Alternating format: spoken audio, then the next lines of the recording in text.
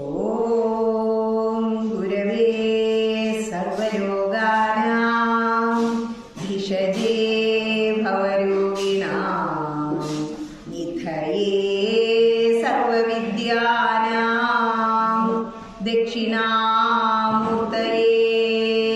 നമഃ. ശിവം ശിവകരം ശാന്തം ശിവാത്മാനം ശിവോത്തമം ശിവമാർഗപ്രണേതാരം പ്രണതോസ്മി സദാശിവം. ഭൂതനാഥ സദാനന്ദ സർവഭൂതദയാപരാ രക്ഷ രക്ഷ മഹാബാഹോ ശാസ്ത്രേ തുഭ്യം നമോ നമഃ. ഓം ഗംഗണപതയേ നമഃ.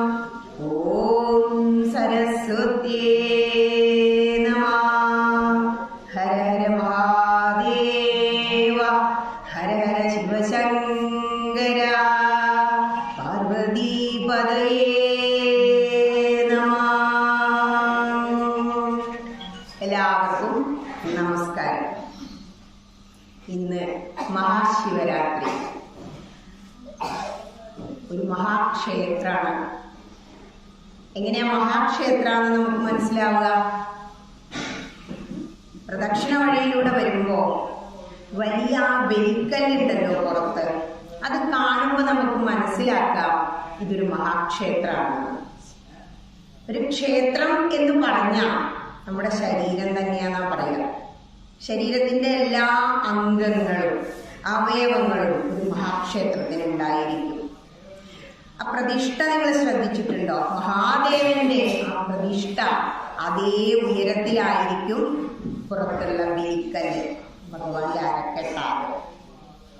ഇനി ക്ഷേത്രത്തിനെ കുറിച്ച് പൊതുവായി പറയുകയാണെങ്കിൽ ഈ പുറമേ കാണുന്ന വലിയ മതിലുണ്ടല്ലോ, ഇതിന് മര്യാദ എന്നാ പറയുക. അത് ഭഗവാന്റെ പാദങ്ങളാണ്, കാൽപാദങ്ങളാണ്. അതുകൊണ്ടാണ് നമ്മൾ ആ വലിയ മതിൽക്കെട്ടിന് പുറത്ത് വന്ന ചെരുപ്പവിടെ ഊരി വെക്കും, ഷർട്ട് ഊരും, അങ്ങനെ. കാരണം മര്യാദ നമ്മൾ പാലിക്കും. കാരണം ഹൈന്ദവന് ഒരുപാട് ആചാരങ്ങളും അനുഷ്ഠാനങ്ങളും ഉണ്ട്. ഇതൊക്കെ എന്തിനാ ചെയ്യുന്നതെന്ന് ആർക്കും അത്ര അറിയില്ല. അതിനു വേണ്ടിയാണ് പ്രഭാഷണങ്ങൾ. അത് കഴിഞ്ഞ് ഉള്ളിലേക്ക് വരുമ്പോൾ നമ്മൾ കാണുന്നത് എന്താ? ചുറ്റുപാദം.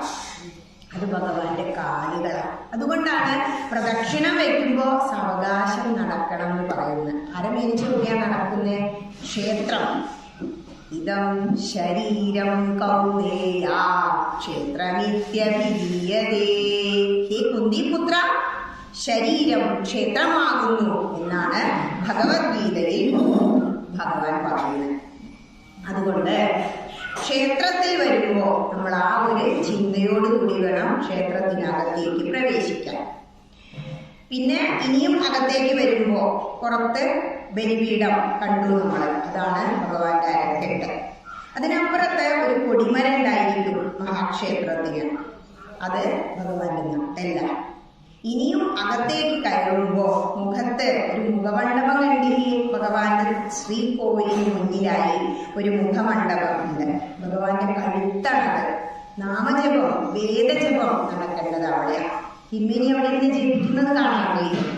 അത് കഴിഞ്ഞ് വീണ്ടും അകത്തേക്ക് വരുമ്പോഴാണ് ഭഗവാന്റെ മുഖം. ഏറ്റവും മുകളിലായി നമുക്ക് ഗർഭഗൃഹത്തിന് മുകളിലായി നമുക്ക് എന്ത് കാണാം? ഒരു താഴെയുള്ളത് കാണാം.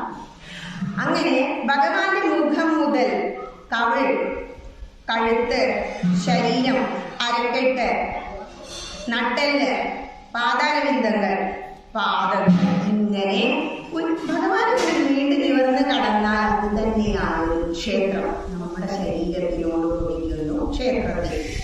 ഇനി ഇപ്പൊ ഇവിടെ നടന്നുകൊണ്ടിരിക്കുന്നത് ഒരു ജ്ഞാനയജ്ഞം. കുറച്ചു പേരിരുന്ന് ഭഗവാന്റെ പഞ്ചാക്ഷരി മന്ത്രം അങ്ങനെ ചൊല്ലിക്കൊണ്ടിരിക്കുക. ഞാൻ വരുമ്പോൾ വളരെ കുറഞ്ഞൊരു സദസ്സാണെങ്കിലും നിങ്ങൾക്ക് ഒരു ഗുണമുണ്ട്. എന്താണോ? എല്ലാവരും നല്ല ശ്രോതാക്കളായിരിക്കും. യാതൊരു പ്രശ്നങ്ങളും മനസ്സിലില്ല.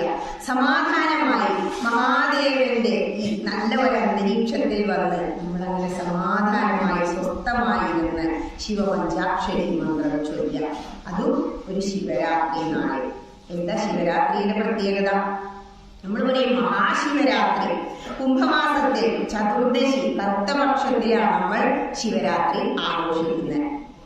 ഈ ശിവരാത്രിക്ക് പറഞ്ഞൊരു കഥ ഉണ്ട്, അതെല്ലാവർക്കും അറിയാം. എന്താണ് ഈ ശിവപഞ്ചാക്ഷരി മന്ത്രത്തിന്റെ അർത്ഥം? അല്ലെങ്കിൽ ഇവിടെ ഇരുന്ന് ജപിച്ച ആ ഓം നമ ശിവായ എന്ന മഹാമന്ത്രത്തിന്റെ അർത്ഥം എന്താണ്? അത് എവിടെ നിന്നാണ് നമ്മൾ ഹൈന്ദവർക്ക് ലഭിച്ചത്? അത് നമുക്ക് ആദ്യം ചിന്തിക്കാം. കാരണം അറിവാണ് ഭക്തി, അറിവ് തന്നെയാണ് ഈശ്വരൻ. ശിവരാത്രിക്ക് നമ്മൾ ഉറപ്പൊഴിക്കണമെന്ന് പറയില്ലേ? എന്താ ഉറപ്പൊഴിക്കുക എന്ന് പറഞ്ഞാൽ, രാത്രി വെറുതെ ഇങ്ങനെ ഇപ്പൊ കണ്ണിനെയും കാതിനെയൊക്കെ സുഖിപ്പിക്കുന്ന കാര്യങ്ങളുണ്ടെങ്കിൽ നമുക്ക് ഉറപ്പൊഴിക്കാം. പക്ഷെ അങ്ങനെയല്ല അതിന്റെ അർത്ഥം മനസ്സിലാക്കേണ്ടത്. ശിവരാത്രി നാളിൽ ഉറപ്പൊഴിക്കുക എന്ന് പറഞ്ഞാൽ മനസ്സിനെ ഏകാഗ്രമാക്കി വെക്കുക എന്നർത്ഥം. എന്താ ഏകാഗ്രത? പകലങ്ങനെ നോക്കുമ്പോൾ നമുക്ക് പലതും കാണും. നമ്മുടെ കണ്ണും ചെവി മൂക്കും എല്ലാം അതിന്റെ പുറകെ. നല്ലൊരു മണം വന്നാൽ അതിനെ കുറിച്ച് ചിന്തിക്കും ഇല്ലേ? നമ്മുടെ ഇന്ദ്രിയങ്ങളുടെ പുറകെ. കൃഷ്ണൻ ഭഗവത്ഗീതയുടെ മുകളിൽ ആ പുറംചട്ടയിൽ നിങ്ങൾ ശ്രദ്ധിച്ചിട്ടുണ്ടോ? 5 കുതിരകളെ ഇങ്ങനെ പിടിച്ചു വലിക്കുക. ഈ 5 കുതിരകൾ നമ്മുടെ 5 ഇന്ദ്രിയങ്ങളാണ്. ഈ ഇന്ദ്രിയങ്ങളെ പിടിച്ച് നിയന്ത്രിച്ചോളൂ, ഇല്ലെങ്കിൽ നിങ്ങൾക്ക് എന്നിലേക്ക് എത്താൻ കഴിയില്ല എന്നാണ് ഭഗവാൻ പറയുന്നത്. ഈ ഇന്ദ്രിയങ്ങളുടെ പുറകെ ആയിരിക്കും പകല് നമ്മളെല്ലാം. രാത്രിയോ ഇരുട്ടായി കഴിഞ്ഞാൽ എല്ലാം ഒരുപോലെ ആയിരിക്കും. അതുകൊണ്ടാണ് ശിവരാത്രി രാത്രിയുടെ പ്രത്യേകത. ജാഗ്രതയോടുകൂടി ഇരിക്കണം. അതിലും അപ്പുറം നമ്മൾ ഉറക്കത്തിൽ നിന്നും ഉണരണം. എന്തുറക്കത്തിൽ നിന്ന്? അറിവില്ലായ്മയാകുന്ന അജ്ഞാനമാകുന്ന ഉറക്കത്തിൽ നിന്ന് വിജ്ഞാനമാകുന്ന ജാഗ്രതയിലേക്ക് ഉണരണം. അതാണ് ശിവരാത്രി പറയുന്നത്. അല്ലാതെ കുറേ ഉറങ്ങാതിരിക്കണം എന്നല്ല. മറ്റൊന്ന് വ്രതങ്ങളുടെ പ്രത്യേകത. ശിവരാത്രി വ്രതം ഉണ്ടോ എന്ന് ചോദിക്കും. എന്തിനാ വ്രതം എടുക്കുന്നത്?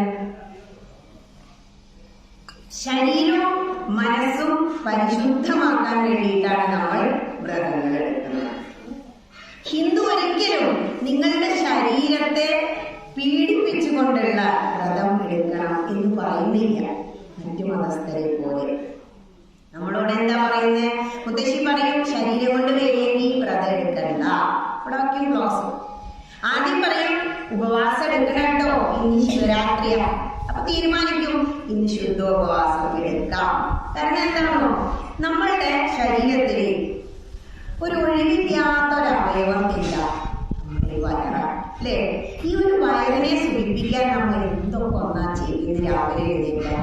ഒരു ജീവിതം മുഴുവൻ ഈ വയറിന് വേണ്ടി ജീവിച്ച് തീർക്കുന്നവരാണ് നമ്മുടെ വയറ്.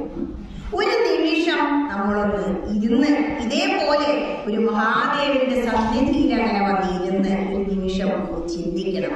മഹാദേവ, എത്ര വർഷങ്ങളായി ഞാൻ ഇവിടെ വന്ന് ശിവരാത്രി നോക്കുന്നു, എത്ര വർഷം ഞാൻ ജീവിച്ചു, ഞാൻ ആത്മീയമായി എത്രത്തോളം ഉയർന്നു, അത് നമ്മൾ ചിന്തിക്കണം. പ്രഭാഷണത്തിന്റെ പ്രത്യേകത എന്താണോ? പ്രഭ ചൊരിയുന്ന ഭാഷണം. ഒരു പ്രഭയൊക്കെ ഉണ്ടാവണം ആ സംഭാഷണത്തിന്.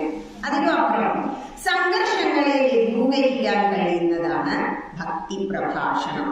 ഇവ സുന്ദരമായിട്ട് ഇവിടെ വന്നിരിക്കുന്നു ചൊല്ലി ഹരായ നമോം ശിവായ നമോം അങ്ങനെ ചൊല്ലിക്കൊണ്ടിരുന്നു. ഹര ഹര ഹര ഹര മഹാദേവ, ഹരനാണ് മഹാദേവൻ. അപ്പോ എന്തിനാ ഹരിക്കുന്നേ? 3 തരത്തിൽ മഹാദേവൻ നമ്മെ ഹരിക്കുന്നു. ആദ്യം നമ്മളുടെ വേദനകള് വിഷമങ്ങളെ ഇല്ലാതെ ഹരിക്കുക എന്ന് പറഞ്ഞാൽ നശിപ്പിക്കുന്നു. ഇവിടെ വന്നു കഴിഞ്ഞാൽ ശാന്തിയ. വീട്ടിലാണെങ്കിലോ കുട്ടികളോ ചെവിടെയും കൂടും, ടിവിയുടെ മുന്നിൽ അങ്ങനെ ഒരു ശബ്ദം, അടുക്കളയിൽ ഇപ്പുറത്തൊരു തിരക്ക്, മനസ്സിനൊരു സ്വസ്ഥത ഉണ്ടാവില്ല. പക്ഷേ ഒരു മഹാദേവന്റെ തിരുസന്ധിയിൽ അങ്ങനെ വന്നിരിക്കുമ്പോ ശാന്തിയ, എന്തൊരു സമാധാന. അതാണ് ക്ഷേത്രാന്തരീക്ഷത്തിന്റെ പ്രത്യേകത. ഒരു ക്ഷേത്രത്തിൽ വന്ന് നമ്മളങ്ങനെ പ്രദക്ഷിണം വെക്കുമ്പോ ഒറ്റയ്ക്കാണെങ്കിൽ ഭഗവാന്റെ ചുറ്റും നിറഞ്ഞു നിൽക്കുന്ന ആ അനാഹത ശബ്ദം നമുക്ക് അനുഭവിക്കാൻ കഴിയുന്ന, നമുക്ക് തോന്നും ഇതൊന്നും എന്നെയും കൊണ്ടാകില്ല. പക്ഷേ എത്രയോ മുനീശ്വരന്മാർ ഇത് അനുഭവിച്ചവരാ. അവരും മനുഷ്യന്മാരല്ലേ. എന്താ പ്രത്യേകത? സന്യാസം എന്ന് പറയുമ്പോ കുറെ കാര്യങ്ങൾ ത്യജിക്കണം. സംന്യാസമല്ല, സംന്യാസം. ന്യസിക്കുക എന്ന് പറഞ്ഞാൽ ത്യജിക്കുക. നമ്മൾ ജീവിതത്തിൽ ഒരു ദിവസം ഒരു വ്രതം എടുക്കുന്നതിന് വേണ്ടി മറ്റുള്ള ലൗകികതയെല്ലാം മാറ്റിവെച്ച് ഒരു മഹത്തായ ഈ അന്തരീക്ഷത്തിൽ അങ്ങനെ വന്ന് ഇരിക്കാൻ തയ്യാറായില്ലേ? അത് തന്നെ വലിയ കാര്യം. കാരണം ഒരു ക്ഷേത്രത്തിന് അഭിവൃദ്ധി ഉണ്ടാവണമെങ്കിൽ 5 കാര്യങ്ങൾ വേണമെന്നാ പറയാം. ആചാര്യ തപസാമ്നായ ജപേന നിയമേന ച ഉത്സവേന അന്നദാനേന ക്ഷേത്രാഭിവൃദ്ധി പഞ്ചത. മനസ്സിലായില്ലേ? ക്ഷേത്രത്തിന് അഭിവൃദ്ധി ഉണ്ടാവണമെങ്കിൽ 5 കാര്യങ്ങൾ ഉണ്ടായിരിക്കണം. ആദ്യമായി ഒരു ആചാര്യൻ ഉണ്ടായിരിക്കണം. ഹിന്ദുവിന് ഇല്ലാത്തൊരു സാധനം അതാ. ഒരു ഭക്തി പ്രഭാഷണം ഉണ്ട്. എത്ര പേരാ വരിക? ഇത്രയൊക്കെ പേരെ വരും. കാരണം എന്താണോ? ഒരു ഭഗവത് സന്നിധിയിൽ അങ്ങനെ വന്നിരുന്ന് ഈശ്വരീയമായ കഥകൾ അങ്ങനെ കേൾക്കണമെങ്കിൽ ഒരുപാട് ജന്മങ്ങളുടെ സുഹൃതം വേണം. അപ്പൊ പറയുക ടീച്ചർ പറയുന്നോണ്ടല്ലേ? അങ്ങനെയല്ല. ഞാനൊക്കെ ചെറിയ ഒരാളാണ്. പക്ഷെ ആര് പറയുന്നു എന്നല്ല, ഒരു ക്ഷേത്രത്തിൽ എന്ത് പറയുന്നു എന്നതാണ് പ്രധാനം. ജ്ഞാനപ്പാലം പറയുന്നുണ്ട്, പൂച്ചയായി, ഈച്ചയായി, പഴുതാരയായി എത്രയോ ജന്മങ്ങൾ നമുക്ക് കിട്ടി. ഒരു ശകലം സുഹൃതം വരുമ്പോൾ നമ്മൾ മനുഷ്യനായ ജന്മം എടുത്ത് ഈ ഭൂമിയിൽ പറക്കുന്നു. ഈ ഭൂമിയിൽ വന്നിട്ട് പിറന്നാലോ? ജനിക്കുന്നതിന് മുമ്പ് 9ാം മാസത്തിൽ കുട്ടി ഭഗവാനോട് ഒരു പ്രാർത്ഥന ഉണ്ട്. രാമായണത്തിൽ പറയുന്നതാണ്. നിങ്ങൾക്ക് ആ സംസ്കാരം അതുകൊണ്ടാണ് ഇവിടെ നാമം ചൊല്ലിയത്. വിഷ്ണു സ്മരണവും ചെയ്തുകൊണ്ടില്ല ഞാൻ കൃഷ്ണ കൃഷ്ണേ ഒരിക്കലും. ഹേ കൃഷ്ണ, എത്രയോ ജന്മങ്ങൾ, എത്രയോ യോനികളിൽ ഞാൻ വന്ന് ജനിച്ചു. പക്ഷേ ഒരിക്കലെങ്കിലും കൃഷ്ണ കൃഷ്ണേടി ജപിച്ചില്ല. കൃഷ്ണ അങ്ങനെ ഞാൻ ഓർത്തില്ല. മഹാദേവ ശംഭോ എന്ന് ഞാനൊന്ന് വിളിച്ചില്ലാലോ ഭഗവാനെ. അതുകൊണ്ടല്ലേ വീണ്ടും വീണ്ടും ഇങ്ങനെ ജന്മമെടുക്കേണ്ടി വരുന്നേ. ഈ ജന്മം കിട്ടിയാൽ ഞാൻ എന്ത് ചെയ്തു കൊള്ളാം? ഈശ്വര ഭജനം ചെയ്തു കൊള്ളാം. അങ്ങനെ പറയുമ്പോൾ ചോദിക്കും, ജീവിക്കണ്ടേ? ജീവിക്കണം. പക്ഷേ ആദ്യം നമ്മൾ മനസ്സിലാക്കണം എന്തിനാണ് ഈ ജന്മം കിട്ടിയത്. പിന്നെ ചിന്തിക്കണം എത്ര കാലം നമ്മൾ ജീവിക്കുന്നത്. രാമായണം പറയുന്നുണ്ട്, നിസ്സാരമെത്രയോ സംസാരമൊഴിയോ സത്സംഗമൊഴി ശുഭകരമായുള്ളൂ. നിസ്സാരമായ ഈ ജീവിതത്തിൽ നമ്മൾക്ക് ലഭിക്കേണ്ടതായ ഒരേ ഒരു കാര്യം സത്സംഗം ഉണ്ടാവുക എന്നുള്ളതാണ്. ഇപ്പൊ ഇവിടെ നടത്തിക്കൊണ്ടിരിക്കുന്നത് സത്സംഗം. അതുകൊണ്ടാണ് ഞാൻ പറഞ്ഞത് ഒരു ആചാര്യൻ ആദ്യമായി അമ്പലത്തിൽ ഉണ്ടാവണം. ഇപ്പൊ എല്ലാ അമ്പലത്തിലും എന്താ അന്നദാനം ഉണ്ടോ? സോമാലിയ മാതിരിയാ ഹിന്ദുക്കളാണ് ഓടി വന്ന് ഇടിച്ചു കയറി ഭക്ഷണം കാണാത്തതുപോലെ കാണില്ലേ? അല്ലേ? കണ്ടിട്ടില്ലേ? ചോറ് ഏത് വീട്ടിലേക്കാണ്. പക്ഷെ അതിനെന്തോ ഒരാവേശം. കാരണമുണ്ട്. 15ാം അധ്യായത്തിൽ ഭഗവാൻ പറയുന്നുണ്ട്,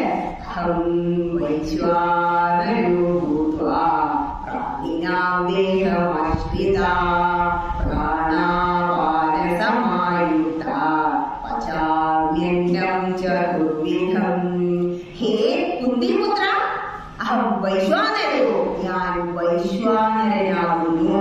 ഗീത 15ാം അധ്യായം. ജീവികളിൽ ആവേശിച്ചിരിക്കുന്ന വിശപ്പ് ഞാനാകുന്നു. അതുകൊണ്ടാണ് അന്നദാനം മഹാദാനമായി മാറുന്നത്. അപ്പൊ എന്ത് ചെയ്യണം? വിശന്ന് വരുന്നവന് ഭക്ഷണം കൊടുത്താൽ അത് എന്നെ സന്തോഷിപ്പിക്കുന്നതിന് തുല്യമാണ്. കാരണം ഞാൻ വൈശ്വാനരൻ. വിശപ്പാകുന്നു അർജുന നമ്മളോടാ പറയുന്നത്. അപ്പൊ വിശപ്പിന് മുന്നിൽ വേറെ ഒന്നുമില്ല. അത് തന്നെ ഏറ്റവും വലിയ പ്രശ്നം. മുക്തി മുക്തിപ്രദം. അതുകൊണ്ടാണ് അന്നദാനം വേണം അമ്പലത്തിലെന്ന് പറയുന്നത്. പക്ഷെ ആദ്യം നമുക്ക് മനസ്സിനെ നിറയ്ക്കണം. മനസ്സിനെ കൂട്ടാൻ അറിവുള്ള ഒരു ആചാര്യൻ ഉണ്ടായിരിക്കണം. പിന്നെയാണ് തപസ്. ആചാര്യൻ പറയും, ഗീതയിൽ അങ്ങനെ പറയുന്നുണ്ട്, രാമായണത്തിൽ ഇങ്ങനെ പറയുന്നുണ്ട്. ഹിന്ദു സമ്പന്നനാണ്. എത്ര എത്ര ഗ്രന്ഥങ്ങളാണ് നമുക്ക്. മറ്റുള്ളവർക്ക് ഒന്നല്ലല്ലോ, നമുക്ക് എത്ര ദേവന്മാരാ, എത്ര ദേവികളാ. നമ്മൾ സമ്പന്നരാണ്. അതുകൊണ്ട് നമുക്ക് ഗീത വയ്യേ, രാമായണം എടുത്തോളൂ, മലയാളത്തിൽ എഴുതി വെച്ചിട്ടുണ്ട്. അതും വയ്യേ, കുഞ്ഞെ പുസ്തകം ഹരിനാമകീർത്തനം എടുത്തോളൂ. പകരും പറഞ്ഞു പകൽ അറിയുന്ന നാമുതവ തിരുനാമകീർത്തനമിതതിനായി വരേണമിഹ പര്യായ കാലനിധി അതുകൊണ്ടു മോക്ഷഗതി എഴുതെന്നു കേൾക്കു ഹരിനാരായണായ നമഃ. ഇവിടെ ഇന്നിങ്ങനെ ചൊല്ലിയില്ലേ, പര്യായ കാലത്തിൽ നാമജപത്തിന്റെ പ്രസക്തി ഹരിനാമകീർത്തനം പറയുന്നു. അതും വലിയ അതിനും ചെറുതാ ജ്ഞാനപ്പാന. നമ്മയൊക്കെയും ബന്ധിച്ച സാധനം കർമ്മമെന്നറിയേണ്ടതു മുമ്പിനാൽ. അത് മനസ്സിലാക്കണം. എന്തുകൊണ്ടാണ് ക്ഷേത്രത്തിൽ എത്തിപ്പെടാൻ പറ്റാതെ? എത്രയോ പ്രഭാഷണങ്ങൾ ഇവിടെ നടന്നിട്ടുണ്ടാവും, പക്ഷെ എല്ലാത്തിനും എത്താൻ പറ്റിയോ? എന്തുകൊണ്ടാ? നമ്മളുടെ ദുരിതം തീർന്നാൽ മാത്രമേ ഒരു പ്രഭാഷണ വേദിയിൽ നമ്മൾ എത്തിപ്പെടൂ. ദുരിതം ഇങ്ങനെ കൂടുമ്പോ തോന്നുന്നേ അമ്പലത്തിലൊന്നും പോണ്ട, ഉണ്ണാ നേരത്തെ ഓടിപ്പോയി കഴിച്ച് ഓടിയിട്ട് പോകാം. അവരാരാ വന്ന് തൊഴുന്നത്? ഒരു ക്ഷേത്രത്തിൽ വന്ന് ആചാര്യന് മുന്നിൽ ഇരുന്ന് തപസ്. ഇതൊരു തപസ്സാണ്. നിങ്ങളിപ്പോ അങ്ങനെ ശ്രദ്ധിച്ചിരിക്കുന്നില്ലേ? അതൊരു തപസ്സാണ്. പഠനം അതൊരു തപസ്സാണ്. ആജ്ഞായ ജപം, ജപം നടക്കണം. ഇവിടെ നാമജപം നടന്നില്ലേ? രാവിലെ മുതൽ ഉച്ചവരെ അഖണ്ഡമായി നിർത്താതെ ഓം നമ ശിവായ എന്ന ശിവപഞ്ചാക്ഷരി മന്ത്രം ജപിച്ചുകൊണ്ടിരിക്കുക. അമ്മയാണ് കുട്ടിക്ക് ഓം നമ ശിവായ എന്ന മന്ത്രം പറഞ്ഞു കൊടുക്കുന്നത്. നമ്മൾ പൊതുവെ പറയും, എനിക്ക് മന്ത്രമൊന്നും അറിയില്ല. ഓം നമ ശിവായ എന്ന മന്ത്രം യജുർവേദത്തിലുള്ളതാണ്. അതിനൊരുപാട് അർത്ഥതലങ്ങളുണ്ട്. ഹിന്ദുവിന്റെ അടിസ്ഥാന ഗ്രന്ഥം ഏതാണ് എന്ന് ചോദിച്ചാൽ നമ്മുടെ കുട്ടി പറയാൻ അറിയണം. വേദങ്ങളാണ് ഹൈന്ദവന്റെ അടിസ്ഥാന ഗ്രന്ഥങ്ങൾ. ഈ വേദങ്ങൾ ബുദ്ധിമുട്ടാണെന്ന് തോന്നുന്നുണ്ടെങ്കിൽ അതിനെ പകുത്ത് ഒരുപാട് കുഞ്ഞു കുഞ്ഞു പുസ്തകങ്ങൾ ഉണ്ടാക്കി വെച്ചിട്ടുണ്ട്. അതാണ് പുരാണങ്ങൾ, ഉപനിഷത്തുകൾ എന്നൊക്കെ പറഞ്ഞ് പഞ്ചമവേദം എന്ന് പറയുന്ന മഹാഭാരതം. അതിന് താഴേക്കും ഒരുപാട് ഒരുപാട് ഗ്രന്ഥങ്ങൾ, അടിസ്ഥാനപരമായി 2000-ഓളം ഗ്രന്ഥങ്ങളും ലക്ഷക്കണക്കിന് കോടിക്കണക്കിന് ഉപാഖ്യാനങ്ങളും വ്യാഖ്യാനങ്ങളും നമുക്കുണ്ട്. അപ്പോ ഇവിടെ ഇരുന്ന് അങ്ങനെ ജപിച്ചാൽ മതി. ആജ്ഞായ ജപം ക്ഷേത്രത്തിൽ നടന്നാൽ ക്ഷേത്രം പുരോഗതിയിലെത്തും. നിയമേന എല്ലാ നിയമങ്ങളും നമ്മൾ പാലിക്കണം. ഓം കൂട്ടി ജപിക്കണം. എന്തുകൊണ്ടാ? ഓം മൂലമന്ത്രം. ഓം എന്ന് പറയുന്നത് പ്രണവം. ശ്രീ മുരുകൻ മകനായിട്ട് പോലും മഹാദേവന് ഓങ്കാരത്തിന്റെ അർത്ഥവും വ്യാഖ്യാനവും പറഞ്ഞു കൊടുത്തു. അതുകൊണ്ടാണ് ശ്രീ സുബ്രഹ്മണ്യനെ മുകളിൽ വച്ചിരിക്കുന്നത്. നമ്മൾ മറ്റുള്ളവരുടെ മുന്നിൽ പോയി, ജ്യോതിഷന്മാരുടെ മുന്നിൽ പോയി പറഞ്ഞാൽ അവരെല്ലാവരും സുബ്രഹ്മണ്യ സ്വാമിയുടെ ആൾക്കാരായിരിക്കും. അതുകൊണ്ടാണ് ഓങ്കാരത്തിന് 64 അർത്ഥങ്ങളും 64 വ്യാഖ്യാനങ്ങളും ഉണ്ട്. ആ ഉമ ഇതാണ് ഓങ്കാരത്തെ മൂലം വരുന്ന 3 അക്ഷരങ്ങൾ. ഈ 3 നമ്മളുടെ ഹൈന്ദവരുടെ ഒരു പ്രധാനപ്പെട്ട നമ്പറാണ്. 3 പ്രദക്ഷിണം നമ്മൾ വെക്കാറുണ്ട്. ഈ 3 നോക്കിയുണ്ടോ? തിരുമേനിയുടെ 3 നൂലുകളായിരിക്കും അത്. അതുപോലെ മുത്തശ്ശി കുറി വരയ്ക്കും, 3 കുറി നീട്ടി വരയ്ക്കും. ഇല്ലേ? ഇതെന്താ കാണിക്കണേ? നമ്മുടെ 3 ബന്ധനങ്ങളാണ്. ഭാഗവതം തുടങ്ങുന്നതല്ലേ എന്ന് പറഞ്ഞിട്ടാ? സച്ചിദാനന്ദരൂപായ വിശ്വോൽപത്യാദിഹേതവേ താപത്രയ വിനാശായ ശ്രീകൃഷ്ണായ വയുന്നുമാ. താപത്രയ വിനാശായ.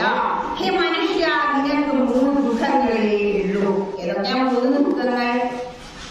നമുക്ക് 3 ദുഃഖങ്ങൾ എന്ന് പറയുമ്പോൾ അവസാനം ഓങ്കാരം കൂട്ടിയാണ് ഓരോ വേദമന്ത്രങ്ങളും നമ്മൾ ജപിച്ചു തുടങ്ങുക. എല്ലാം അവസാനിപ്പിക്കുമ്പോൾ നമ്മൾ ശാന്തി മന്ത്രം ചൊല്ലുമ്പോൾ ഓം ശാന്തി ശാന്തി ശാന്തി എന്ന് ജപിക്കാറില്ലേ? ഈ 3 ശാന്തി ആധ്യാത്മിക ശാന്തി, ആദിദൈവിക ശാന്തി, ഭൗതിക ശാന്തി എന്നൊക്കെ പറയും. അതാണ് ഈ 3 താപത്രയങ്ങൾ, വിഷമങ്ങൾ. വളരെ ലളിതമായിട്ട് പറയാം. ഇന്ന് ശിവരാത്രിയാണ്. ഇന്നലെ വൈകുന്നേരം തീരുമാനിച്ചു നാളെ രാവിലെ പോയി നിർമ്മാല്യം തൊഴണം. ഡ്രസ്സൊക്കെ റെഡിയാക്കി വെച്ചു. അങ്ങനെ രാവിലെ അലാറടിക്കുക 5 മണിക്ക്. അപ്പോ കാര്യം പറയുമ്പോൾ ഒന്നും കൂടി മുകളിട്ടോ 5 മിനിറ്റ് കൂടി കിടക്കാം. നമ്മുടെ ശരീരവുമായി ബന്ധപ്പെട്ട ദുഃഖം അല്ലെ, സത്യല്ലേ, അനുഭവിക്കാറില്ലേ? നമ്മുടെ ജീവനാണ് സുഖം, ദുഃഖം, വിശപ്പ്, ദാഹം എല്ലാവരും. ആത്മാവിനൊന്നുമില്ല. ഇനി അപ്പൊ അത് മനസ്സിലാക്കാം. മനസ്സിനുള്ളിൽ ഇരുന്നിട്ട് സർവന്തര്യാമിയായിരിക്കുന്ന ശ്രീ പരമേശ്വരൻ പറയും, വേണ്ടാട്ടോ, എഴുന്നേറ്റുള്ളൂ. നേരത്തെ എത്തിയില്ലെങ്കിൽ ഇന്നേക്ക് എന്ത് ചെയ്യും? അലങ്കാരമൊക്കെ കഴിഞ്ഞ് പിന്നെ രാവിലത്തെ തൊഴിലേ ഉണ്ടാവുള്ളൂ. അപ്പൊ വേഗം ഒന്ന് എഴുന്നേക്കും. കുളിച്ച് പുറത്തേക്ക് വരുമ്പോ മുത്തശ്ശി വിളിക്കും, മോളെ ഞാനും ഉണ്ടോ, ചൂടുവെള്ളം വെച്ചോളൂ. സമയത്തെത്താൻ പറ്റുമോ? ചൂടുവെള്ളം അടുപ്പിൽ വെക്കണം. മുത്തശ്ശിയെ കുളിപ്പിച്ചിട്ട് കൊണ്ടുപോയാച്ച കുറച്ച് പാടാണ്. അപ്പോ കുറച്ച് സമയം, അത് നമ്മളുടെ ശരീരവുമായി ബന്ധപ്പെട്ടവരുമായി ഉള്ള ദുഃഖങ്ങൾ. രണ്ടാമത്തെ താപത്രയം. മൂന്നാമത് മുത്തശ്ശിയൊക്കെ കൈ പിടിച്ച് പുറത്തേക്ക് ഇറങ്ങുന്ന സമയത്താവും അടയ്ക്കക്കാരൻ കൊണ്ടുവന്ന് അടയ്ക്ക് ചെയ്യാം. അപ്പൊ തേങ്ങക്കാരൻ അത് എണ്ണാൻ പോയാ നമ്മുടെ സ്ഥാവര ജംഗമ വസ്തുക്കളുമായി ബന്ധപ്പെട്ട ദുഃഖങ്ങൾ. ഈ 3 ദുഃഖങ്ങളാണ് നമ്മുടെ ജീവിതത്തിലുള്ളൂ. ഇത് 3നെയും തരണം ചെയ്താലോ നമുക്ക് നേരെ സമയത്ത് അമ്പലത്തിലെത്താൻ പറ്റും. ഇനി ആജ്ഞായ ജപം എല്ലാം നമ്മൾ നടത്തി. പിന്നെയാണ് വേണ്ടത് ഉത്സവേന അന്നദാനേന.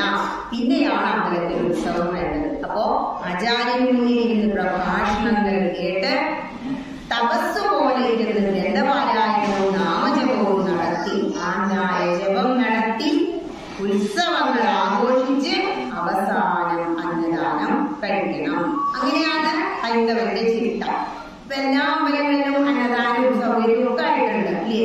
പക്ഷെ ഒന്നുകൂടി വരാനാ പാട്. കാരണം എന്താണോ, നമ്മളുടെ ദുരിതം തീരുന്നില്ല. ഒറ്റ കാര്യം ആലോചിച്ചാൽ മതി. ഞാൻ ജനിച്ചിട്ട് എത്ര വർഷമായി, എനിക്ക് എത്ര പ്രായമായി, ഞാൻ എന്താണ് എന്റെ ആത്മാവിനെ ഉദ്ധരിക്കാൻ ചെയ്തത്? എത്ര തവണ ഞാൻ മഹാദേവനെ വന്ന് തൊഴുതു, എത്ര തവണ ഞാൻ ശിവ പഞ്ചാക്ഷരി മന്ത്രം ജപിച്ചു. ഇങ്ങനെ കണക്ക് കൂടുമ്പോഴാണ് നമുക്ക് മനസ്സിലാവുക, ആദ്യമായിട്ട് ഞാനൊന്നും ചെയ്തില്ലല്ലോ ഭഗവാനെ. ഇത്രയും കാലം ഞാൻ എന്റെ വീട്, കുടുംബം, കുട്ടികൾ അല്ലെങ്കിൽ എന്റെ സ്വത്ത് മുതല് എന്ന് വിചാരിച്ചു കഴിഞ്ഞില്ലേ? ഇനി എപ്പോഴായിട്ടൊന്നും ചെയ്യാം? കാരണം നമ്മൾ അങ്ങനെ ഒരു ശീലമാക്കണം നാമജപം. എങ്കിൽ മാത്രമാണ് നമുക്ക് മരണസമയത്ത് നാമം ചൊല്ലാൻ തോന്നും. യം ഭാവം സ്മരൻ.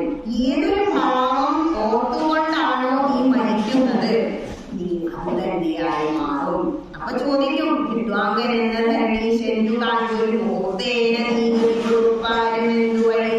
വിദ്വാങ്കൻ എന്ന രാജാവ് ഒറ്റ തവണയല്ലേ കൃഷ്ണ അങ്ങേ വിളിച്ചോളൂ, മോക്ഷല്ലേ കൊടുത്ത് വിളിച്ചാ പോലെ പോരാ. കാരണം മന്ത്രങ്ങൾക്ക് ഒരു പ്രത്യേകത ഉണ്ട്. മനനേന ത്രായതേ ഇതി മന്ത്ര.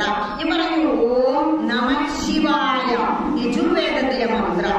ഇത് ഈ കുട്ടിക്ക് പറഞ്ഞു കൊടുക്കുമ്പോ അന്നൊന്നും കുട്ടി ചോദിക്കില്ല, ഇരുന്ന് ചെല്ലും. സന്ധ്യാവുന്ന വേണ്ടിട്ട് തവണ ചൊല്ലും. ഓം നമ ശിവായ പറഞ്ഞാൽ ഇതിന് സുന്ദരമായിട്ട് ചൊല്ലും. ഓം നമ ശിവായ, ഓം നമ ശിവായ ചൊല്ലിക്കൊണ്ടിരിക്കും. കുറച്ച് കഴിയുമ്പോ കുട്ടിക്ക് നമ്മൾ പറഞ്ഞു കൊടുക്കണം, ഇത് ഇന്ന പുസ്തകത്തിലുള്ളതാണ്. കാരണം ഒരു മന്ത്രം ചൊല്ലുമെന്ന് പറയുമ്പോൾ പല കുട്ടികളും എനിക്ക് മന്ത്രമൊന്നും അറിയില്ല എന്നാ പറയുന്നത്.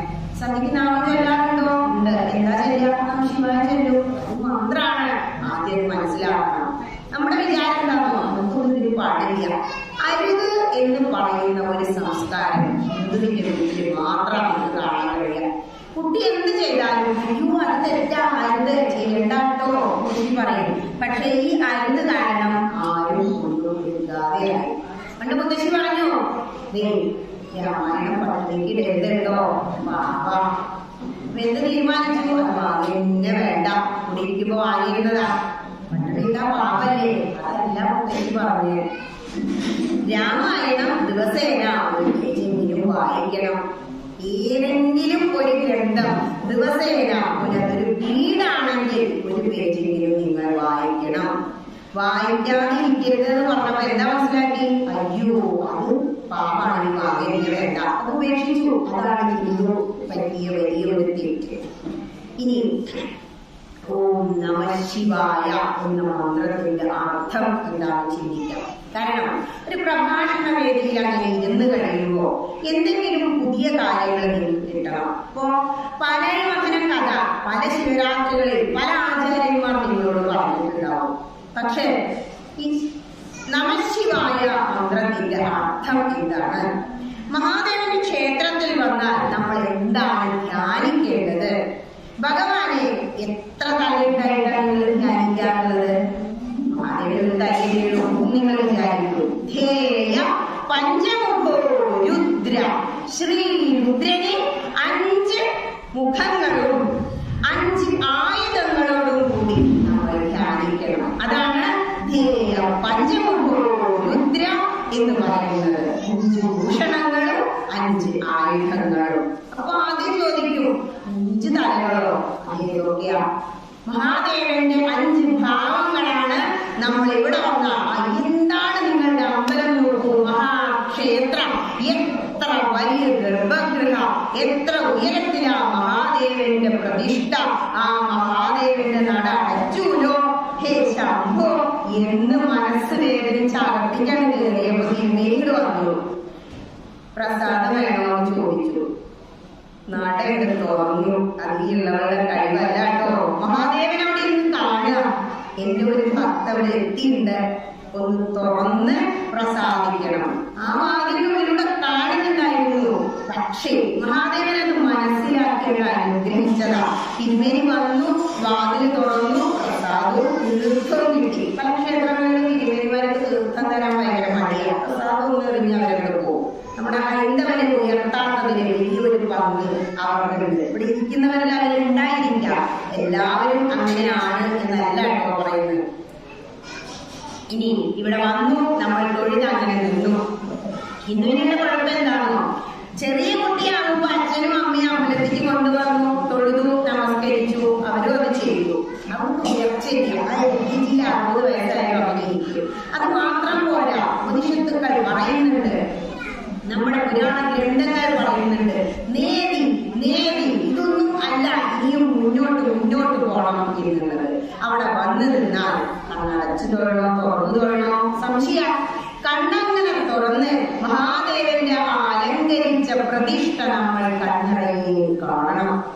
കണ്ടതിന് ശേഷം കണ്ണടച്ചുകൊണ്ട് 5 മുഖങ്ങളുള്ള 5 തലകളുള്ള 5 ആയുധങ്ങളുള്ള മഹാദേവനെ മനസ്സിൽ ധ്യാനിക്കണം. ഏതൊക്കെ 5 മുഖങ്ങൾ? മഹാദേവൻ തൽപുരുഷനാണ്. ഈ ലോകത്തെ മുഴുവൻ നിയന്ത്രിക്കുന്ന നിയന്താവായ ഈശാനയാണ് ഒരു മുഖത്തിന്റെ ഭാവം. മറ്റൊന്ന് തൽപുരുഷനാണ് ഭഗവാൻ. സദ്യോജാതനാണ് മഹാദേവൻ. സദ്യോജാത എന്ന് പറഞ്ഞാൽ എന്താ? സ്വയംഭൂ ആണ്. പെട്ടെന്ന് അല്ലെങ്കിൽ തനിയെ ഉണ്ടായതാണ് മഹാദേവൻ. മറ്റൊന്ന് 4ാമതായിട്ട് മഹാദേവനാണ്. താന്ത്രിക വിധിപ്രകാരം മഹാദേവൻ ഏറ്റവും ഉയരങ്ങളിലിരിക്കുന്നു. അതുകൊണ്ടാണ് മഹാദേവൻ ശ്രീ പരമേശ്വരനാണ് എന്ന് പറയുന്നത്. 5ാമതായി അഘോരിയാണ് മഹാദേവൻ. ഇങ്ങനെ 5 മുഖങ്ങളുള്ള മഹാദേവനെ നമ്മൾ ധ്യാനിക്കണം. ഇനി 5 ആയുധങ്ങളാണ് കയ്യിലുള്ളത്. എന്തൊക്കെയാ? മഹാദേവന്റെ തലയിലേക്ക് നോക്കൂ. ചന്ദ്രക്കല മംഗളം ആണ്. ശിവം എന്ന് പറഞ്ഞ മംഗളം എന്നാണ് അർത്ഥം. ഇനി മഹാദേവന്റെ 5 ആയുധങ്ങളെ കുറിച്ച് തന്നെ പറയാം. ഒന്നാമത്, അർജുനന് എന്താ കൊടുത്തേ മഹാദേവൻ? പാശുപതാസ്ത്രം. ഇല്ലേ? ആ പാശുപതാസ്ത്രത്തിന് നമ്മളിപ്പോ കണ്ടുപിടിച്ച മിസൈലുകളെക്കാൾ ശക്തി ഉണ്ടായതാണ്. നമ്മുടെ മനസ്സിൽ വെറുതെ അവരെ അനുഭവിക്കുക. പക്ഷേ ഈ പാശുപതാസ്ത്രം ഒരു തവണ ഉപയോഗിക്കണമെങ്കിൽ നമ്മുടെ കയ്യിൽ റിമോട്ട് വേണം നമ്മുടെ മിസൈൽ ഓടിക്കണമെങ്കിൽ, അല്ലേ? പക്ഷേ ആദിദേവനായ മഹാദേവൻ അർജുനന് തപസ്സിന് ശേഷം കിരാതമൂർത്തി ഭാവത്തിൽ വന്ന് വേടനും വേടത്തി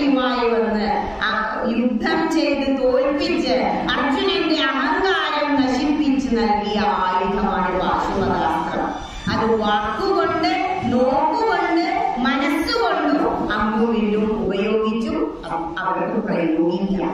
ഈ പാശുപതാസ്ത്രം ഉപയോഗിച്ചാൽ ഇപ്പൊ നമ്മൾ കണ്ടെത്തിയ മിസൈലുകളൊന്നുമല്ല, അതിനും അപ്പുറം സർവ്വതും ഭസ്മമായിത്തീരും, തവിട് പൊടിയാക്കി കളയും ഈ ലോകത്തെ. അതിനെ അതിജീവിക്കാൻ ത്രിമൂർത്തികൾക്കും ത്രിദേവികൾക്കും മാത്രമേ ശക്തിയുള്ളൂ. അതിന്റെ ത്രിമൂർത്തികൾ ബ്രഹ്മം, വിഷ്ണു, മഹേശ്വരൻ. ബ്രഹ്മാവിനും വിഷ്ണുവിനും മഹേശ്വരനും അതിൽ നിന്നും രക്ഷയുണ്ട്. ത്രിദേവികൾ ആരോഗ്യ ലക്ഷ്മി, പാർവതി, സരസ്വതി, ഇത്രയും പേരുടെ രക്ഷയുള്ളൂ. അതെല്ലാം നശിച്ചു പോകും. അത് സംഹരിക്കാനുള്ള മന്ത്രവും മഹാദേവൻ അർജുനന് പറഞ്ഞു കൊടുത്തു. ഇതാണ് പാശുപതാസ്ത്രത്തിന്റെ പ്രത്യേകത. അതുപോലെ രാവണൻ കൈലാസെടുത്ത അമ്മാനാരെയും രാവണന് കൊടുത്തത് മറ്റൊരായുധ ചന്ദ്രഹാസം, ചന്ദ്രക്കലയുടെ രൂപത്തിലുള്ള ഒരു വാളൻ. ഈ ചന്ദ്രഹാസം രാവണന് കൊടുത്തത് ഭഗവാന് മറ്റൊരു കയ്യിലുണ്ട്. പിന്നെ മഹാദേവന്റെ ചിത്രം എന്ന് പറഞ്ഞാൽ തന്നെ നമ്മളെ മുന്നിൽ ആ തൃശ്ശൂര് അവിടെ കുട്ടി വെച്ചിട്ട് ഡമരു അങ്ങനെ മുട്ടി അല്ലെ, അടമര് കെട്ടിയ തൃശൂലം ഭഗവാന്റെ മൂന്നാമത്തെ ആയുധം. മറ്റൊന്ന് ഭഗവാൻ പിനാകവാണിയാണ്. പിനാകം എന്ന് പറഞ്ഞാൽ എന്താ? നാളെ ഒരു മുത്തശ്ശി ഒരുപാട് കാര്യങ്ങൾ അറിയാട്ടോ. 4ാം ക്ലാസ്സും 5ാം ക്ലാസ്സും ഒക്കെ ഉണ്ട്. പാലക്കാട്ടിലൊരു മുത്തശ്ശിയാണ്. ടീച്ചറെ ഇത്രയും നാള് പിനാകം എന്ന് പറഞ്ഞാലേ എന്റെ മനസ്സില് വേറൊരു ചിന്തയായിരുന്നു. നാഗം എന്ന് പറഞ്ഞാൽ എന്താ? പാമ്പല്ലേ. അപ്പൊ എന്റെ വിചാരം മഹാദേവന്റെ കഴുത്തിലെ നാഗത്തിനെയാണ് ഈ പിനാകം പറയുന്നത്. തെറ്റാണത്. ഒരുപാട് തെറ്റിദ്ധാരണകൾ കൊണ്ട് നടക്കുന്നവരാണ് പിനാകപാണി എന്ന് പറഞ്ഞാൽ മഹാദേവന്റെ ധനുസ, ശിവധനുസാണ് പിനാകം. എത്രണ്ണായി? പാശുപതാസ്ത്രം, ചന്ദ്രഹാസം, പിനാകം, ശിവധനുസാണത്. മറ്റൊന്ന് തൃശൂലം. ഒരായുധം കൂടിയുണ്ട്. വലിയൊരു മറുണ്ട്. ശ്രീ ഭദ്രകാളി ജനിക്കുന്നതിന് മുമ്പ് മഹാദേവൻ നാരദ മഹർഷി ഓടി വന്ന് ശംഭോ രക്ഷിക്കണേ എന്ന് പറഞ്ഞ് കാലിൽ നിന്നപ്പോ എഴുന്നേറ്റങ്ങ് നിന്നു. മഹാദേവനെങ്ങനെ ഇരിക്കുക? ഒരു കാല് മുകളിലും ഒരു കാല് താഴെയുണ്ട്. അവിടെ നിന്ന് എഴുന്നേറ്റ് നിന്ന് കൈലാസത്തോളം വളർന്നപ്പോ വാസുചീറ്റി കഴുത്തിലുള്ള പാമ്പ് ഒപ്പം മഹാദേവൻ ഒരു അലറല ഈ മഴുവയിൽ പിടിച്ചിട്ട്. ഈ പരശു ആർക്കാ കൊടുത്തത്? പരശുരാമൻ എന്ന വിഷ്ണുവിന്റെ മറ്റൊരു അവതാരത്തിൽ. അതിനെ നിങ്ങൾ അറിയുന്നുണ്ടാവും. ഒരാൾക്കില്ല, അതിന്റെ ഒരു പ്രഭാഷണത്തിന് വരണ്ട. ഇങ്ങനെ 5 ആയുധങ്ങളും 5 ഭൂഷണങ്ങളും ഉള്ള മഹാദേവനെ നമ്മൾ ആ ചിങ്ങടയിൽ നിന്ന് അങ്ങനെ ധ്യാനിക്കണം. എന്നിട്ട് എന്താ ജപിക്കണ്ടേ? ഓം നമഃ ശിവായ എന്ന് ജപിക്കുക. സമാധാനായി ഓംകാരം ചേർത്ത് പ്രദക്ഷിണം മുന്നോട്ട് പോകുമ്പോഴും ഓം നമഃ ശിവായ എന്ന പഞ്ചാക്ഷരി മന്ത്രം ജപിക്കണം. എത്ര തവണ പ്രദക്ഷിണം വയ്ക്കണം? ഒറ്റ ആൾക്ക് കഴിക്കാം. ഗണപതിക്ക് ഒറ്റ പ്രദക്ഷിണം വേണ്ടു. 2 സൂര്യക്ഷേത്രങ്ങൾക്ക്, 3 മഹാദേവന്, 4 വിഷ്ണു ക്ഷേത്രത്തിനും ഭഗവതി ക്ഷേത്രത്തിനും, 5 അയ്യപ്പന്, 6 അമോഘന്. ഓം ശരവണ ഭവ അക്ഷരല്ലേ. ഇപ്പൊ തൈപ്പൂയാഘോഷിച്ചില്ലേ? പിന്നെ 7 അരയാൻ. ക്ഷേത്രങ്ങളുടെ ഉള്ളിൽ അരയാനുണ്ടായിരിക്കും. എന്താ കാരണം എന്ന് പറയോ? ഇത്ര കൂടുതൽ പ്രദക്ഷിണം അരയാലിന് വേണമെന്ന് പറയാം. ഈ അരയാലും തുളസി ചെടിയും പുറത്ത് വിടുന്ന ഓക്സിജൻ പ്യുവറാണ്. ഇപ്പൊ ഡൽഹിയിലൊക്കെ ഓക്സിജൻ പാർലറുകൾ തുടങ്ങി. എന്തിനാ? പ്യുവർ ഓക്സിജൻ ശ്വസിക്കാൻ പൈസ കൊടുക്കുക. കേരളത്തിൽ എത്ര അമ്പലങ്ങളാ, എത്ര കാവുകളാ. നമുക്ക് ആരോടും കാശ് കൊടുത്ത് ഓക്സിജൻ വാങ്ങിക്കണ്ട. ഇനി അവിടെ വന്ന് നമഃശിവായ മന്ത്രം ചൊല്ലുമ്പോ അധര വ്യായാമം ആകരുത്. എന്താണ് നമഃശിവായ എന്ന മന്ത്രത്തിന്റെ അർത്ഥം? ഈ നമഃശിവായ എന്ന മന്ത്രത്തിന് 5 അക്ഷരങ്ങളല്ലേ? മഹാദേവന് 5 തലകളുണ്ട്, 5 ആയുധങ്ങളുണ്ട് എന്ന് പറഞ്ഞില്ലേ? അപ്പൊ ഈ 5ന്റെ പ്രത്യേകത അറിയണം. നമ്മുടെ ഈ ശരീരം, ഞാൻ ആദ്യം പറഞ്ഞു, ക്ഷേത്രവും നമ്മുടെ ശരീരവും ഒരുപോലെയാണ്.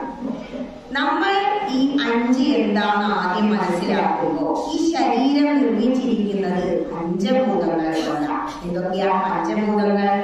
ഓം നമ ശിവായ. ന എന്ന് പറഞ്ഞാൽ പഞ്ചഭൂതങ്ങളിൽ ഒന്നായ ഭൂമി. ന എന്ന് പറഞ്ഞാൽ സംസ്കൃതത്തിൽ ഇല്ല എന്നാണ് അർത്ഥം. ഇല്ല എന്ന് പറയുമ്പോൾ ഈ ഭൂമി ഇല്ല എന്നാണ് നമ്മളോട് പറഞ്ഞിരിക്കുന്നത്. ഇതെന്ന മമ, ഇവിടെ ഉള്ളതൊന്നും എന്റെ അല്ല. അവിടെ ഇരിക്കുന്നവരൊക്കെ സാധാരണക്കാരാവും മിക്കവാറും. കാരണം കൂടുതൽ പൈസ ഉള്ളവനെ ഭഗവാൻ എന്താ ചെയ്യാന്നറിയോ? ദുഷ്ടനെ ദൈവം പലപോലെ വളർത്തും. അവരൊരിക്കലും ക്ഷേത്രത്തിൽ വരില്ല. ഒരു സൂചിച്ച് അങ്ങനെ കഴിയും. അവസാനം തോന്ന് താഴെ ചാടും. അവരുടെ കർമ്മം ദുരിതം തുടങ്ങും. ഇനി ഒന്നുമില്ലാതെ ദുരിതത്തിൽ കിടക്കുന്നവരുണ്ടല്ലോ, അവർക്കോ ജ്ഞാനം ഉണ്ടാവില്ല. അവരും ക്ഷേത്രത്തിൽ വരില്ല. ഈ ഇടത്തരക്കാരെ ഇവിടെ വന്നിരിക്കും. ഇതിനൊക്കെ എന്തെങ്കിലും അവർക്ക് എന്തെങ്കിലും ഒക്കെ കിട്ടിയിട്ടുണ്ടാവും. അങ്ങനെയുള്ളവരെ ക്ഷേത്രാന്തരീക്ഷത്തിൽ വന്നിരിക്കും. പ്രത്യേകിച്ചും ഒരു പ്രഭാഷണ വേദിയിൽ എത്തിപ്പെടും. ഒരുപാട് സുഹൃതം ഉണ്ടെങ്കിൽ മാത്രമേ ഒരു ജ്ഞാനയജ്ഞ വേദിയിൽ നിങ്ങൾ എത്തിപ്പെടും. അത് നിങ്ങൾ അണ്ടർലൈൻ ചെയ്ത് വെച്ചോളൂ, ഉറപ്പാണ്. ഇതിന് ഇവിടെ എത്താൻ കഴിയില്ല. എന്തെങ്കിലും ദുരിതമായിട്ട് മാറിപ്പോ. ശിവരാത്രിയാണെന്ന് കരുതിയിട്ട് ഹോസ്പിറ്റൽ കേസ് ഇല്ലാതെ ഇല്ലല്ലോ. അപ്പോ ന എന്ന് പറഞ്ഞാൽ ഭൂമി. നമ്മൾ രാമായണം എടുത്ത് വായിക്കുമ്പോ അതിൽ പറയുന്നുണ്ട്, മായ കൊണ്ടല്ലോ വിശ്വവും തോന്നിക്കുന്നു അല്ലെ? കുച്ചിമാരെപ്പോഴും ചെല്ലാറുണ്ടാവും. എല്ലാ സെറ്റപ്പും അമ്പലത്തില് മൈക്കുണ്ട്, സ്റ്റേജ് ഉണ്ട്. ഇവിടെ വരില്ല. മായയാണ് ഈ ഭൂമി. അതുകൊണ്ടാണ് നമശിവായ മന്ത്രത്തിൽ ന എന്നുള്ളത് ഭൂമിയാണ്, പഞ്ചഭൂതങ്ങളിൽ ഒന്നായ ഭൂമിയാണ് എന്ന് പറയുന്നത്. മ എന്ന് പറഞ്ഞാൽ ഭൂമിയിൽ ജീവിക്കണമെങ്കിൽ നമുക്ക് എന്ത് വേണം? ജലം വേണ്ടേ? പഞ്ചഭൂതങ്ങളിൽ രണ്ടാമത്തേതായ ജലം ആണ് മ എന്നതുകൊണ്ട് സൂചിപ്പിക്കുന്നത്. ശി, എന്തിന് വെള്ളം വീണാലാ ശി എന്ന് പറയാം? അഗ്നിയിൽ വീണാലല്ലേ? അഗ്നിയാണ് നമശിവായ എന്നുള്ളത് ശി എന്ന് സൂചിപ്പിക്കുന്നത്. വ എന്ന് പറഞ്ഞാൽ വായു. ജനിച്ച് വീട് കഴിഞ്ഞാൽ എപ്പോഴും വേണ്ടതാ അല്ലെ? ശ്വാസം, വായുവാണ് നമശിവായ എന്നുള്ളത്. യ എന്നുള്ളത് ആകാശം അല്ലെങ്കിൽ സ്പേസ് ആണ്. ജനിച്ചിവിടെ വീഴാൻ, ഇവിടെ അങ്ങനെ വന്നിരിക്കാൻ ഇവിടെ ഒരു സ്ഥലം വേണ്ടേ? അതിനെയാണ് ആകാശം അല്ലെങ്കിൽ സ്പേസ് എന്ന് പറയുന്നത്. ഈ 5 തലകളെ നോക്കൂ. ഭഗവാന്റെ 5 തലകളിലും ത്രിനേത്രങ്ങളുണ്ട്. ഭഗവാന്റെ തിരുജട നോക്കൂ. ജടയിൽ നിന്നും ഗംഗാദേവി അങ്ങനെ ഒഴുകി ഒലിച്ചിറങ്ങി നമ്മുടെ ഭാരതത്തിന്റെ മാറിലൂടെ ഒഴുകുന്നില്ലേ? കൈലാഷ് മൗണ്ടൻസ്, കൈലാസ പർവ്വതത്തിൽ സ്നോ, നിറയെ മഞ്ഞ. ആ മഞ്ഞിൽ നിന്ന് അമർനാഥിലും കൈലാസ പർവ്വതത്തിലും മഞ്ഞിൽ നിന്നും ഓങ്കാരം മുഴങ്ങിക്കൊണ്ടിരിക്കുന്നു. നമുക്ക് ഹിന്ദുക്കൾക്ക് അത് വിശ്വാസമില്ല. സയൻസ് അത് തെളിയിച്ചിട്ടുണ്ട്. ഈ കൈലാസ പർവ്വതം നമുക്ക് പോയാൽ കാണാം. പക്ഷെ നമ്മൾ പോയില്ല. കാരണം ഹിന്ദുവായി ജനിച്ചാൽ 5 കാര്യങ്ങൾ ചെയ്യണം. 1, ഗീത പഠിക്കണം. 2, ഗംഗയിൽ കുളിക്കണം. മഹാഭാരതം വായിക്കണം. ഹിമാലയം സന്ദർശിക്കണം. കാരണം ഹിമാലയത്തിലെ 3-4 ധാമങ്ങളുണ്ട്. അവസാനം ഭാഗവതം കേൾക്കണം. കേട്ടാൽ മതി. ഈ കേദാർനാഥ് കേട്ടിട്ടുണ്ടോ നിങ്ങൾ? നമ്മുടെ ഭാരതത്തിലെ ദേവഭൂമി എന്നറിയുന്ന ഒരു സ്റ്റേറ്റ് ഉണ്ട്, ഉത്തരാഖണ്ഡ്. ഉത്തരാഖണ്ഡിലെ കേദാർനാഥ് മുതൽ ഇങ്ങനെ മാപ്പിലൂടെ ഒരു വരണ്ട് വരച്ചാൽ ഒറ്റ ലൈനിൽ നമുക്ക് 5 ക്ഷേത്രങ്ങൾ കാണാം. അതിൽ അവസാനിക്കുന്നത് രാമേശ്വരത്താണ്. രാമായണത്തിൽ പറയുന്നില്ലേ രാമേശ്വരത്തെ കുറിച്ച്? രാമേശ്വരം പ്രതിഷ്ഠ നടത്തിയപ്പോ ശ്രീരാമചന്ദ്രനെ ആരെ പ്രതിഷ്ഠിച്ച്? മഹാദേവനെയല്ലേ പ്രതിഷ്ഠിച്ചത്? ആലോചിച്ച് നോക്കൂ. ഇവിടെ വന്ന് മഹാദേവന്റെ മന്ത്രം ജപിക്കുന്നവർക്ക് മോക്ഷാണ് എന്ന് ശ്രീരാമചന്ദ്രൻ രാമായണത്തിൽ പറയുന്നുണ്ട്. ഇങ്ങനെ ഈ ഹിമാലയത്തിലെ കൈലാസ പർവ്വതത്തിൽ നിന്നും ഇവിടെ നിന്നാ ഗംഗ നദി ഉത്ഭവിക്കുന്നു. നമ്മളെ പഠിപ്പിക്കുന്ന സ്കൂളിൽ പോയ ഗംഗോത്രി ഹിമാലയത്തിൽ നിന്നാണ്. അപ്പൊ മഹാദേവന്റെ തിരുജടലയിൽ പഞ്ചഭൂതങ്ങളിൽ ഒന്നായ ഗംഗാദേവി ജലം ഉത്ഭവിച്ച് ഒലിച്ചിറങ്ങിയിരിക്കുന്നു. ഇടയ്ക്കിടയ്ക്ക് അവിടെ ഫ്ലഡ് ഉണ്ടാവാറില്ലേ, വെള്ളപ്പൊക്കം ഉണ്ടാവാറില്ലേ? മഹാദേവനെ സഹിക്കാതെ ജലത്ത് ഒരു കുറച്ചില്ല. അപ്പോഴാണ് ഈ പ്രളയം വരുന്നത്. ബ്രഹ്മപുത്രന്റെ കവിഞ്ഞൊഴുകി ആസാമം മുങ്ങിപ്പോയി എന്നൊക്കെ കേൾക്കാറില്ലേ? ഈ ദുരിതം മാത്രമേ ചെയ്യൂ, ചീത്ത കാര്യം മാത്രമേ ചിന്തിക്കൂ, പറയൂ. അങ്ങനെയുള്ളവരുടെ ഭാഗത്താണ് സുനാമി, വെള്ളപ്പൊക്കം ഒക്കെ ഉണ്ടാവുന്നത്. നമുക്ക് വലിയ പ്രശ്നമില്ലല്ലോ. ഇനി മറ്റൊന്ന്, മഹാദേവന്റെ തിരിച്ചടയ്ക്കുള്ളിൽ വായു ഉണ്ട് എന്നാണ് പറയുന്നത്. സൈക്ലോൺസ് ഉണ്ടാവാറില്ലേ ഇടയ്ക്ക്, കൊടുങ്കാറ്റടിക്കുന്നത് മഹാദേവന്റെ തിരിച്ചടയ്ക്കുള്ളിൽ നിന്നാണ്. ഇനി അവിടെ നിന്ന് താഴത്തേക്ക് ഇറങ്ങിയ മഹാദേവന്റെ തിരുനെറ്റിയിൽ ത്രിനേത്രം. നിങ്ങൾ ഇവിടെ ശിവ സഹസ്രനാമം ചൊല്ലിയെങ്കിൽ ആ ധ്യാനത്തിന് അവസാനം ചൊല്ലിക്കാണും പഞ്ചവക്രം ത്രിനേത്രം, മുഖങ്ങളുള്ള 3 കണ്ണുകളുള്ള മഹാദേവ അങ്ങേക്ക് നമസ്കാരം എന്ന് നമ്മൾ ജപിക്കും. 3 കണ്ണുകളിൽ 3-ാം കണ്ണ് മഹാദേവന്റെ തൃക്കണ്ണ് തുറന്നു കഴിഞ്ഞാൽ പിന്നെ ചെറിയ വെക്കണ്ട, കാമദേവന്റെ പോലെ വിളിക്കില്ലേ നമ്മള് തിരുവാതിരക്ക്? എന്താ കാരണം? കാമദേവനെ കത്തിച്ചു കളഞ്ഞു, ഭസ്മയുന്ന. മരിച്ചു കഴിഞ്ഞാൽ നമ്മൾ ചെറിയ വെച്ചാലേ ഭസ്മാവും. നമ്മുടെ കാര്യം അങ്ങനെ. മഹാദേവന്റെ തൃക്കണ്ണെങ്ങാനും തുറന്നോ അവിടെ അഗ്നി ഉണ്ടായിരിക്കും. സുബ്രഹ്മണ്യ സ്വാമിയുടെ ജനനം തന്നെ അങ്ങനെയാണ്. മഹാദേവന 5 മുഖങ്ങളിൽ നിന്നും തൃക്കണ്ണ് തുറന്ന് അഗ്നിഗോളങ്ങൾ പുറത്തേക്ക് വരിക. ബ്രഹ്മാവും വിഷ്ണുവും മറ്റ് ദേവന്മാരും പ്രാർത്ഥിച്ചുകൊണ്ട് അങ്ങനെ നിൽക്കുന്ന സമയത്ത് അവരങ്ങനെ പേടിയോടുകൂടി മഹാദേവനെ നോക്കിയപ്പോ ആ തേജസ്സുറ്റ 6ാമത്തെ ഒരു മുഖവും കൂടി നമുക്ക് കാണാൻ കഴിഞ്ഞു. 6 ഗോളങ്ങൾ, തീഗോളങ്ങൾ പുറത്തേക്ക് വന്ന് അത് ഗംഗയിലെ ശരവണപ്പൊയ്കയിൽ കൊണ്ടെത്തിച്ചു. ആ താമരകളിൽ 6 കുട്ടികളുണ്ടായി. തൈപ്പൂയത്തിനാ കഥ നിങ്ങൾ എന്തെങ്കിലും കേട്ടോ അറിയില്ല, അതാണ് അതിന്റെ കഥ. അങ്ങനെയാണ് 6 മുഖങ്ങളുള്ള ഒരു കുട്ടി, 6 കുട്ടികളുണ്ടായി. ശ്രീ പാർവതി ദേവി വന്നു. കാർത്തികേയനെ എങ്ങനെയാ വന്ന്? കൃതികാദേവികൾ നക്ഷത്രം കാർത്തികയായിരുന്നു അവരുടെ. അവർ വന്ന് എടുത്ത് അമ്മിഞ്ഞപ്പാൽ കൂട്ടി വളർത്തി. അങ്ങനെ വളർത്തിയത് കൊണ്ടാണ് കാർത്തികേയൻ എന്ന പേര് വന്നത്. ആ ദേവനെ 6 കുട്ടികളുണ്ടായി എന്ന് അറിഞ്ഞു. ശ്രീ പാർവതി ദേവി കുട്ടിയെ കാണാൻ വരിക. കുമാര എന്ന് വിളിച്ചപ്പോ 6 പേര് ഓടി വന്നപ്പോ ശ്രീ പാർവതി ദേവി ചേർന്ന് അങ്ങനെ വിളിച്ചപ്പോ 6 ശരീരവും ഒന്നായി, 6 തലകൾ കൂട്ടി. അങ്ങനെയാണ് അറുമുഖൻ ഷൺമുഖൻ എന്ന അവതാരം. ഒരുപാട് കഥകൾ, അതിന് പിന്നിൽ ഒരുപാട് സയൻസ് നമ്മളുടെ ഹൈന്ദവ ഗ്രന്ഥങ്ങളിലുണ്ട്. ഇനി മഹാദേവന്റെ ത്രിനേത്രം അഗ്നിയാണെന്ന് പറഞ്ഞു. ഇനി മഹാദേവന്റെ കഴുത്തിലേക്ക് നോക്കൂ, ആരകടങ്ങളെ മറ്റുള്ള ഏത് ദേവന്മാരും ദേവികളും നമ്മളവിടെ ചെന്നാൽ ഒരുപാട് സ്വർണ്ണമൊക്കെ കെട്ടിയിരിക്കുന്നുണ്ടാവൂലേ? ഈ സ്വർണ്ണങ്ങളൊന്നും ഒന്നും ചെയ്യാൻ പറ്റില്ല കേട്ടോ. അവസാനം നമ്മൾ പോവുക എങ്ങനെയാ പോവാ? ഇതൊന്നും വേണ്ട, ഓരോന്നുണ്ടായാലും വാങ്ങിയിട്ടില്ലേ? വിളിച്ച് വലിച്ച് കുറച്ച് വാങ്ങും എല്ലാവരും. ജനിച്ചു വരുമ്പോഴോ ഇങ്ങനെ കൈക്ക് മടക്കല വരുന്നത് കുട്ടിയുടെ കൈ നോക്കിയിട്ട അത് വലിയൊരു തത്വം. ജനിച്ചു വീഴുമ്പോ എല്ലാം എനിക്ക് വേണം എന്നാണ്. കുട്ടിക്ക് വിശപ്പ് വരുമ്പോ രുചി വേണം എന്ന് പോലും കുട്ടിക്കില്ല. രുചി അറിയാത്ത കുട്ടിക്ക് നമ്മൾ കുട്ടിയെ കുറച്ച് കൽക്കണ്ടും കുറച്ച് നെയ്യും ഒക്കെ ചേർത്ത് രുചി കൊടുത്ത് പഠിപ്പിക്കും. ഈ മായ ലോകത്തേക്ക് അവനെ നമ്മൾ സ്വീകരിക്കും. ഒരിക്കലും ശിവപഞ്ചാക്ഷരി മന്ത്രമോ അതിന്റെ അർത്ഥമോ നമ്മൾ പറഞ്ഞു കൊടുക്കുന്നില്ല. അത് പറഞ്ഞു കൊടുക്കണം. ഒരു ഹിന്ദു ഭവനമാണെങ്കിൽ സന്ധ്യാസമയത്ത് വിളക്ക് വെച്ച് ശിവപഞ്ചാക്ഷരി മന്ത്രമായ ഓം നമ ശിവായ എന്ന മന്ത്രം നമ്മൾ ജപിക്കണം. കുട്ടിയോടൊപ്പം ഇരുന്ന് ജപിക്കണം. കാരണം നമ്മളെപ്പോഴും വിശ്വസിക്കുന്നതാണ് ഒരു ജീവിതത്തിന്റെ മറ്റൊരു പ്രതീകമാണ് ഒരു ദിവസം എന്നത്. കാരണം ഈ പ്രപഞ്ചത്തിൽ ഒരേ ഒരു ശക്തിയേ ഉള്ളൂ, അതാണ് ശ്രീ പരമേശ്വരി. ഈ പ്രകൃതിയും പുരുഷനും എന്ന് പറയുന്ന ശ്രീ പാർവതി ദേവി ഇല്ലെങ്കിൽ യാതൊരു സൃഷ്ടിയും ഇവിടെ നടക്കില്ല.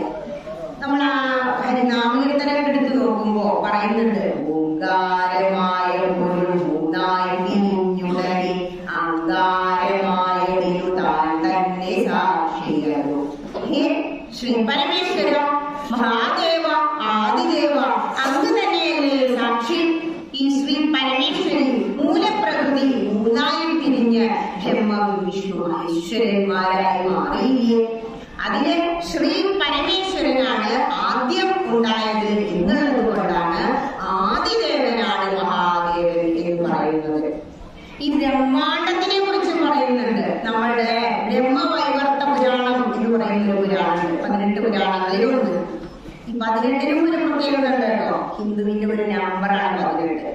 പണ്ട് സ്കൂളിൽ പഠിക്കുമ്പോ മുസ്ലിം കുട്ടികൾ കത്തെഴുതുമ്പോ മുകളിൽ ഒരു നമ്പർ എഴുതും. ഞങ്ങളുടെ നമ്പറാണ് അവകാശത്തോടുകൂടി പറയുമ്പോ എനിക്ക് ദുഃഖം തോന്നിയിരുന്നു, ഞങ്ങൾക്ക് നമ്പർ ഇല്ലല്ലോ. പിന്നെ ഈ ഗ്രന്ഥങ്ങളിലൂടെ പോയപ്പോഴേ മനസ്സിലാവുന്നത് നമ്മളെല്ലാവരും ജനിക്കുന്നത് തന്നെ ഹിന്ദു ആയിട്ടാണ്, അല്ലെ? മറ്റുള്ളവർ ജനിച്ചാൽ അവരുടെ മതപരമായ ചടങ്ങുകളും കർമ്മങ്ങളും ചെയ്താലേ അവർക്ക് അവരുടെ പള്ളിയിൽ കയറാൻ പറ്റും, അല്ലെ? പക്ഷെ ഹിന്ദു ജനിക്കുന്നതും ജീവിക്കുന്നതും മരിക്കുന്നതും ഹിന്ദു ആയിട്ട് തന്നെ. അതാദ്യം നമ്മൾ മനസ്സിലാക്കണം. ഇനി അപ്പോഴാണ് ഈ 18 പടി ശബരിമല ഒരു നമ്പറാണ്. 18 പുരാണങ്ങളുണ്ട് ഹിന്ദുവിന്. അതിലൊന്നാണ് ബ്രഹ്മവൈവർത്ത പുരാണം. ഈ ബ്രഹ്മാണ്ടത്തെ കുറിച്ച് പറയുന്നുണ്ട്. അണ്ടം എന്ന് പറഞ്ഞാൽ തന്നെ എന്താണ് നമ്മുടെ മനസ്സിലൊരു രൂപമുണ്ട്. ശിവലിംഗത്തിന്റെ രൂപമാണ് അണ്ടാകൃതി. 446 അറ്റോമിക് റിയാക്ടറുകളുണ്ട് ഈ ലോകത്തിൽ. അതെല്ലാം ശിവലിംഗത്തിന്റെ രൂപത്തിലാണ്. എനർജി നിറച്ചു വെച്ച അണ്ടത്തിന്റെ രൂപമാണ് ശിവലിംഗം. മറ്റൊന്ന് 18 അക്ഷൗഹിണിപ്പട. മഹാഭാരതം മഹത്വം കൊണ്ടും ഭാരം കൊണ്ടും മഹാഭാരതം എന്ന പേരിൽ അറിയപ്പെടുന്ന പഞ്ചമവേദം എന്നറിയപ്പെടുന്ന മഹാഭാരതത്തിൽ 18 പർവ്വങ്ങളുണ്ട്. അതിന്റെ നടുക്കഷ്ണമാണ് ഭഗവത്ഗീത.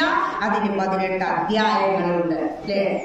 അർജുനൻ ശാന്തയോഗം, സാഖ്യയോഗം, കർമ്മയോഗം, ഒരുപാട് യോഗങ്ങൾ നമുക്കതിൽ കാണാം. 18 അക്ഷൗഹിണിപ്പട, 18 ഉപപുരാണങ്ങൾ, ഇങ്ങനെ 18ന്റെ സംഖ്യ നീണ്ടുകൊണ്ട് പോകും.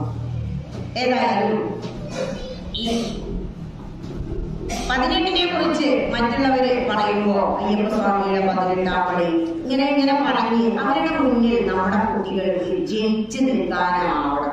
പലപ്പോഴും ഒരു സദസ്സ്, പ്രത്യേകിച്ച് പൊളിറ്റിക്സ് കോമ്പറ്റീഷൻ സ്കൂളിൽ നടക്കുകയാണെങ്കിൽ ഹിന്ദു അവരുടെ ഗ്രന്ഥങ്ങളുടെ ചോദ്യങ്ങളിൽ പരാജയപ്പെട്ടു പോവുക. ഗീതയിലെ ആദ്യത്തെ അധ്യായത്തിന്റെ പേരെന്ത് എന്ന് ചോദിച്ചപ്പോ ഹിന്ദു കുട്ടികൾ എഴുതാനായില്ല. കാരണം അവരുടെ അറിയാൻ ആരും പറഞ്ഞു കൊടുക്കുന്നില്ല. അതിനുള്ള ഒരേ ഒരു സോഴ്സ് എന്ന് പറയുന്നത് പ്രഭാഷണ വേദികളാണ്. പക്ഷെ നമ്മളവിടെ പോയിരിക്കില്ല. കാരണം എന്താണോ, നമ്മുടെ മനസ്സിൽ ഒരു മരച്ചാടി കുരങ്ങാം. അതിന് മായ, ആ മായയുടെ പുറകെ അങ്ങനെ പോയിക്കൊണ്ടിരിക്കും. അമ്പലത്തിൽ വന്നാലും വീട് നമ്മൾ ബസ്സിന് ഭക്ഷണം കഴിക്കും. ഭക്ഷണത്തിന് അമ്പലത്തിൽ വരേണ്ട കാര്യമൊന്നുമില്ല.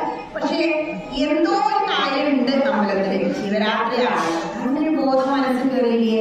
അപ്പൊ തന്നെ മനസ്സിൽ ഓം നമഃ ശിവായ എന്ന് ശിവപഞ്ചാക്ഷരി മന്ത്രം ഓടി വരണം.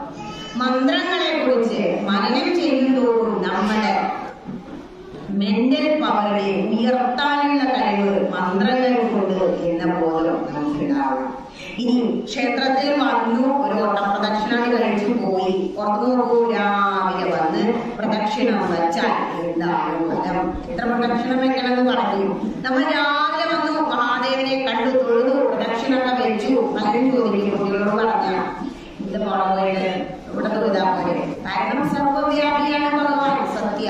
പക്ഷേ ഒരു ക്ഷേത്രത്തിന് ഒരുപാട് പ്രത്യേകതകളുണ്ട്. അന്യായ ജപം നടക്കുന്നത് അവിടെയാണ്.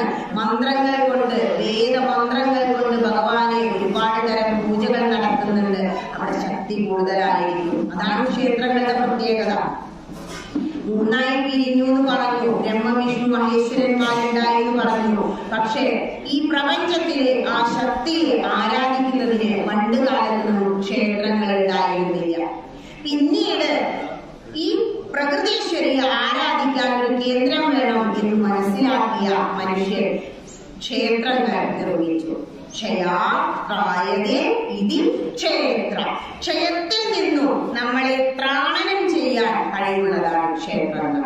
എന്ത് ക്ഷയം? 2 തരം ക്ഷയങ്ങളുണ്ട് നമുക്ക്. ആത്മീയമായ ക്ഷയങ്ങളും ഭൗതികമായ ക്ഷയങ്ങളും. പക്ഷെ ഭൂരിഭാഗം ലൗകികരും ക്ഷേത്രത്തിലേക്ക് വരുന്നത് ഭൗതികമായ ക്ഷയങ്ങൾ തീർക്കാനാണ്. സത്യല്ലേ? മുട്ടടക്കണം, വണ്ടിയൊക്കെ മുട്ടണം, എന്നാലും മുട്ടടക്കും അല്ലെ. അമ്പലത്തിൽ വരും പലതരം വഴിപാടുകൾ നമ്മൾ നടത്തും. എല്ലാം ആർക്ക് വേണ്ടിയാ? ഏറ്റവും ഇഷ്ടപ്പെട്ട മകന് വേണ്ടി, പേരക്കുട്ടിക്ക് വേണ്ടി അല്ലെ. മുട്ടടക്കും, കുർബാനയിൽ കഴിക്കും, വിളക്ക് വയ്ക്കും ഒക്കെ ചെയ്യും. പക്ഷെ ആത്മീയമായ ഉന്നതിക്ക് വേണ്ടി നമ്മൾ എന്താ അമ്പലത്തിൽ വന്ന് ചെയ്ത്? രാവിലെ ഇവിടെ ഇരുന്നു ശിവ സഹസ്രനാമം അങ്ങോട്ട് ചൊല്ലി.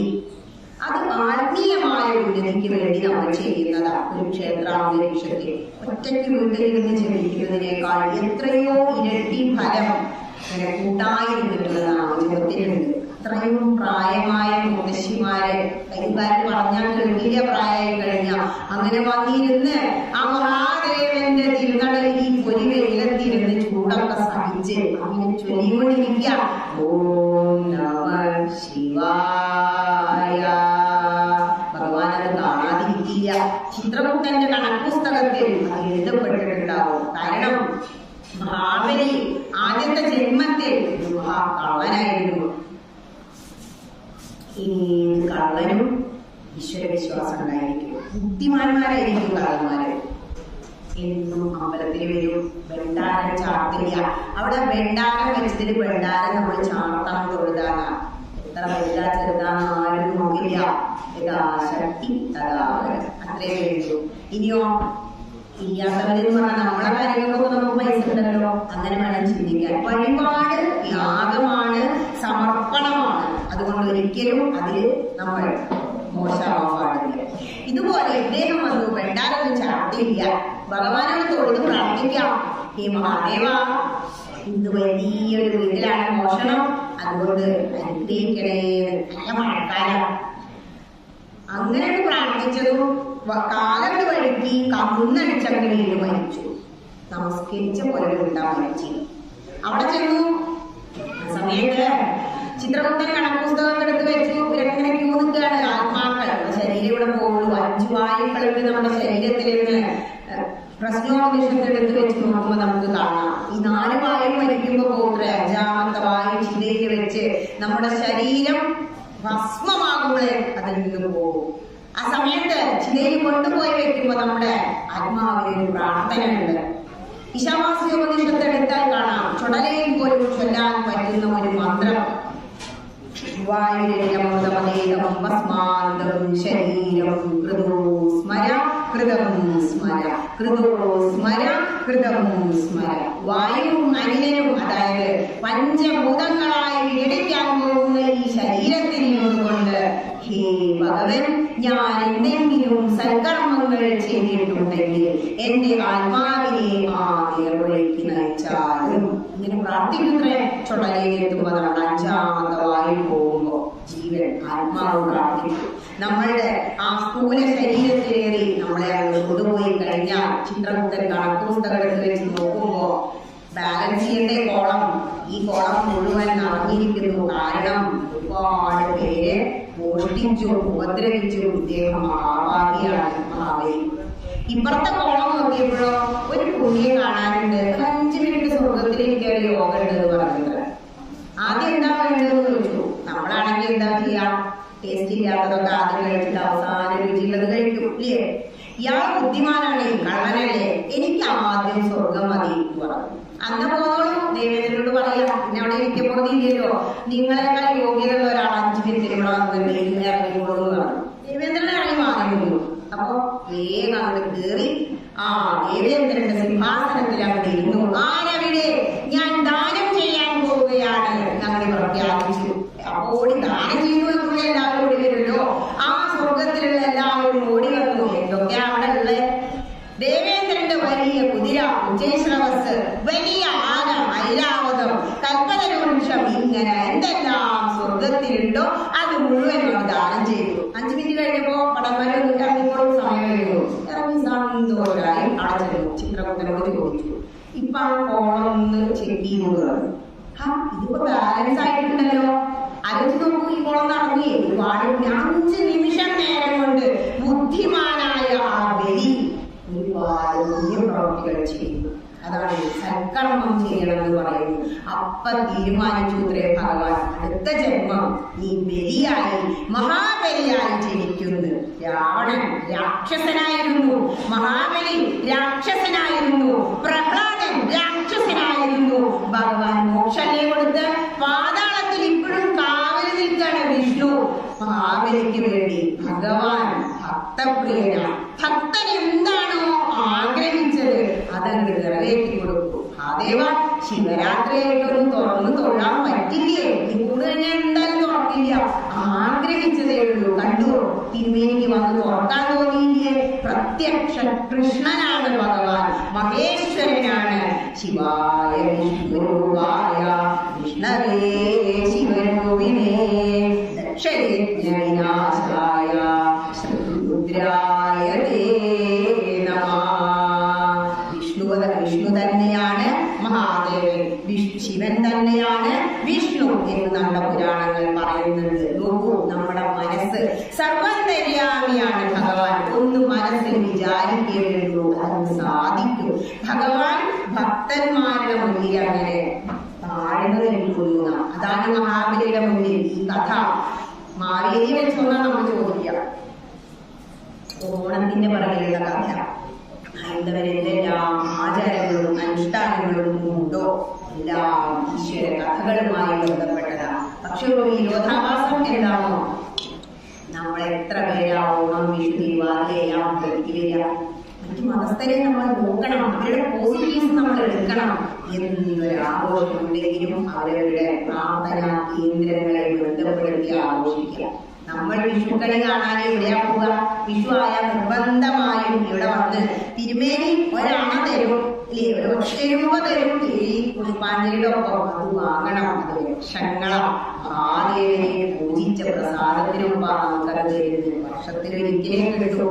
എത്ര വർഷം ഈ കയ്യും കാലും പറഞ്ഞാൽ കേൾക്കും. ഇവിടെ വന്ന് ഈ തിരുനടയില് 2 കയ്യും നീട്ടിയത് വാങ്ങാൻ കഴിയുന്നത് നമുക്ക് അറിയില്ല. അതുകൊണ്ട് എല്ലാ ആഘോഷങ്ങളും ക്ഷേത്രവുമായി ബന്ധപ്പെടുത്തി ചിട്ടപ്പെടുത്തണം. കുട്ടികളെ നമ്മൾ അങ്ങനെ ഒരു സംസ്കാരത്തിന് ശീലാക്കണം. ഇപ്പൊ ശിവരാത്രിയാണ്, എത്ര പേര് വന്നു, പക്ഷേ നാമജപത്തിന് എത്ര ആളുണ്ടായി? നാമത്തിനൊരു പ്രത്യേകത ഉണ്ട്. വിളക്കതാ കത്തുന്നു. വിളക്ക് അഗ്നിയാണ്. ഇതിങ്ങോട്ട് ഉറയ്ക്കുമ്പോ എവിടുന്നാ വരുന്നേ? ഇങ്ങനെ കെടുത്തുമ്പോ എങ്ങോട്ടാ പോണേ? അതാണ് ഈശ്വരൻ.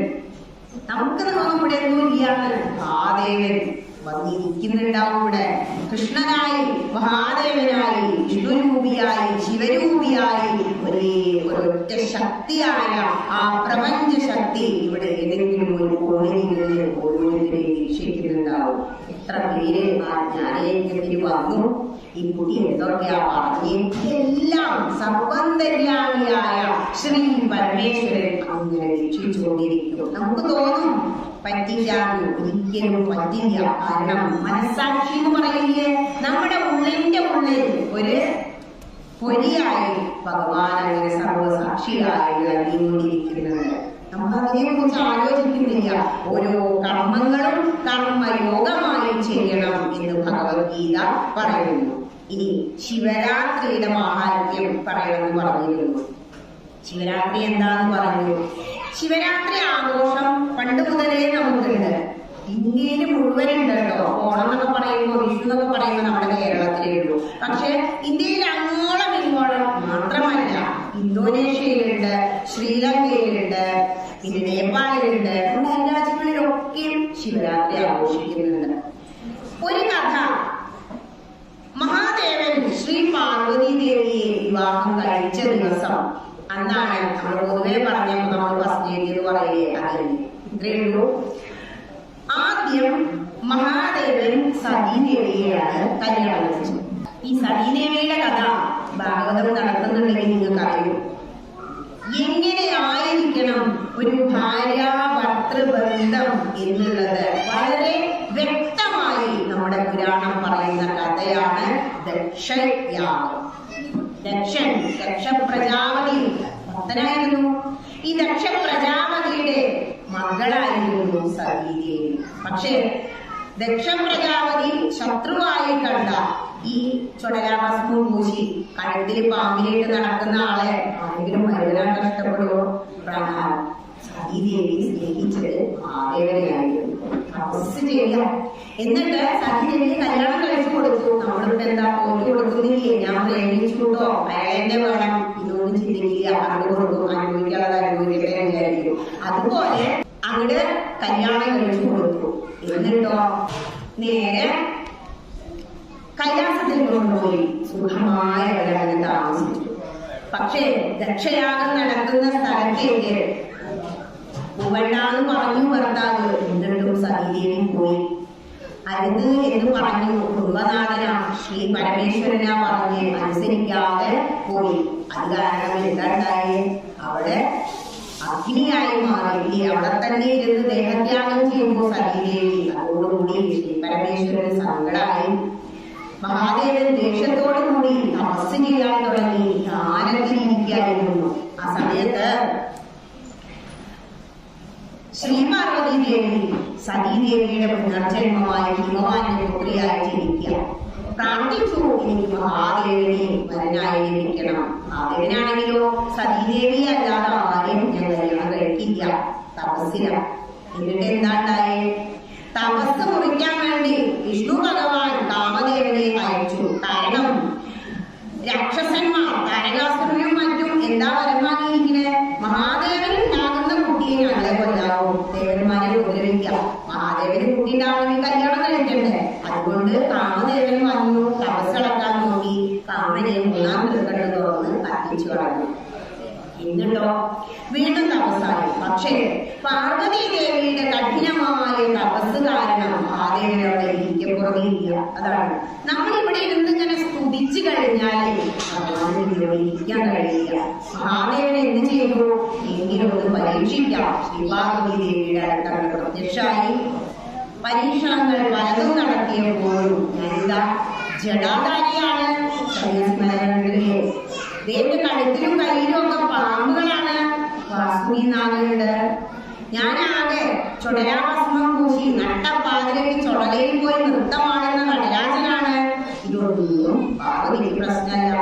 അങ്ങനെ ആ പരീക്ഷണങ്ങളിലെല്ലാം ജയിച്ച ശ്രീപാർവതി ദേവിയെ കല്യാണം കഴിച്ച രാത്രി ആണ് ശിവരാത്രി എന്നൊരു കഥ. മറ്റൊന്ന് കൂർമാവതാരം അറിയാലോ. നിങ്ങൾ കൈവിളക്ക് ശ്രദ്ധിച്ചിട്ടുണ്ടോ? അമ്പലത്തിലെ ദീപസ്തംഭത്തിന് താഴെ കൂർമ്മം ആമയെ നമുക്ക് കാണാം. ഈ ലോകത്തിലെ ഏറ്റവും ആയുസ്സുള്ള ജീവി ആമ. ഈ ആമ എന്താ കാണിക്കുന്നത് അറിയോ? ഈ ദീപസ്തംഭത്തിനെ പോക. കാരണം ആമയ്ക്ക് ഒരു പ്രത്യേകത ഉണ്ട്. എന്തെങ്കിലും പ്രശ്നം വന്നാൽ ആമ കയ്യിൽ തലയിൽ കൊള്ളിക്കണം വരും. എന്ന് ഭഗവത്ഗീത പറയുന്നുണ്ട്. ഉമ്മത്തെ പോലെ ആയിരിക്കണം നമ്മുടെ ഉള്ളിയങ്ങളെ നമ്മൾ ഉള്ളിലേക്ക് വലിച്ച ഈശ്വരീയമായ കാര്യത്തിൽ നമുക്ക് ഉയരാം എന്ന് പറയുന്നുണ്ട്. ഇനി ഈ കൂർമാവതാരം എടുക്കാൻ കാരണം പാലാഴി കടന്ന സമയത്ത് ഈ മന്ദരപർവ്വതം അങ്ങോട്ട് താന്നുപോയി. മഹാഭാഗ്യയിൽ ഒരു വിഘ്നേശ്വര പൂജ കഴിച്ചില്ല. ഗണപതി പൂജ കഴിക്കാതെ തുടങ്ങിയത് കൊണ്ടാണ് വിഘ്നം വന്നത്. അപ്പോ ദേവന്മാരോടി വന്നു സഹായിക്കാമെന്ന് വിചാരിച്ചു. ഒരു ജരാമനെ ബാധിച്ചതല്ലേ. അപ്പോ വിഷ്ണു കൂർമാവതാരമായി മന്ദരപർവ്വതം പൊക്കിക്കൊണ്ടുവന്നു. ഇങ്ങനെയൊക്കെ തിരിക്കുമ്പോ ഇങ്ങനെ ചുരുങ്ങിയുള്ള സുഖാണത്രേ ഭഗവാനുണ്ടായത്. എന്നിട്ടോ ഓരോന്നായി പൊങ്ങി പൊങ്ങി വരിക. മഹാദേവന്റെ ചന്ദ്രക്കല പൊങ്ങി വന്നു.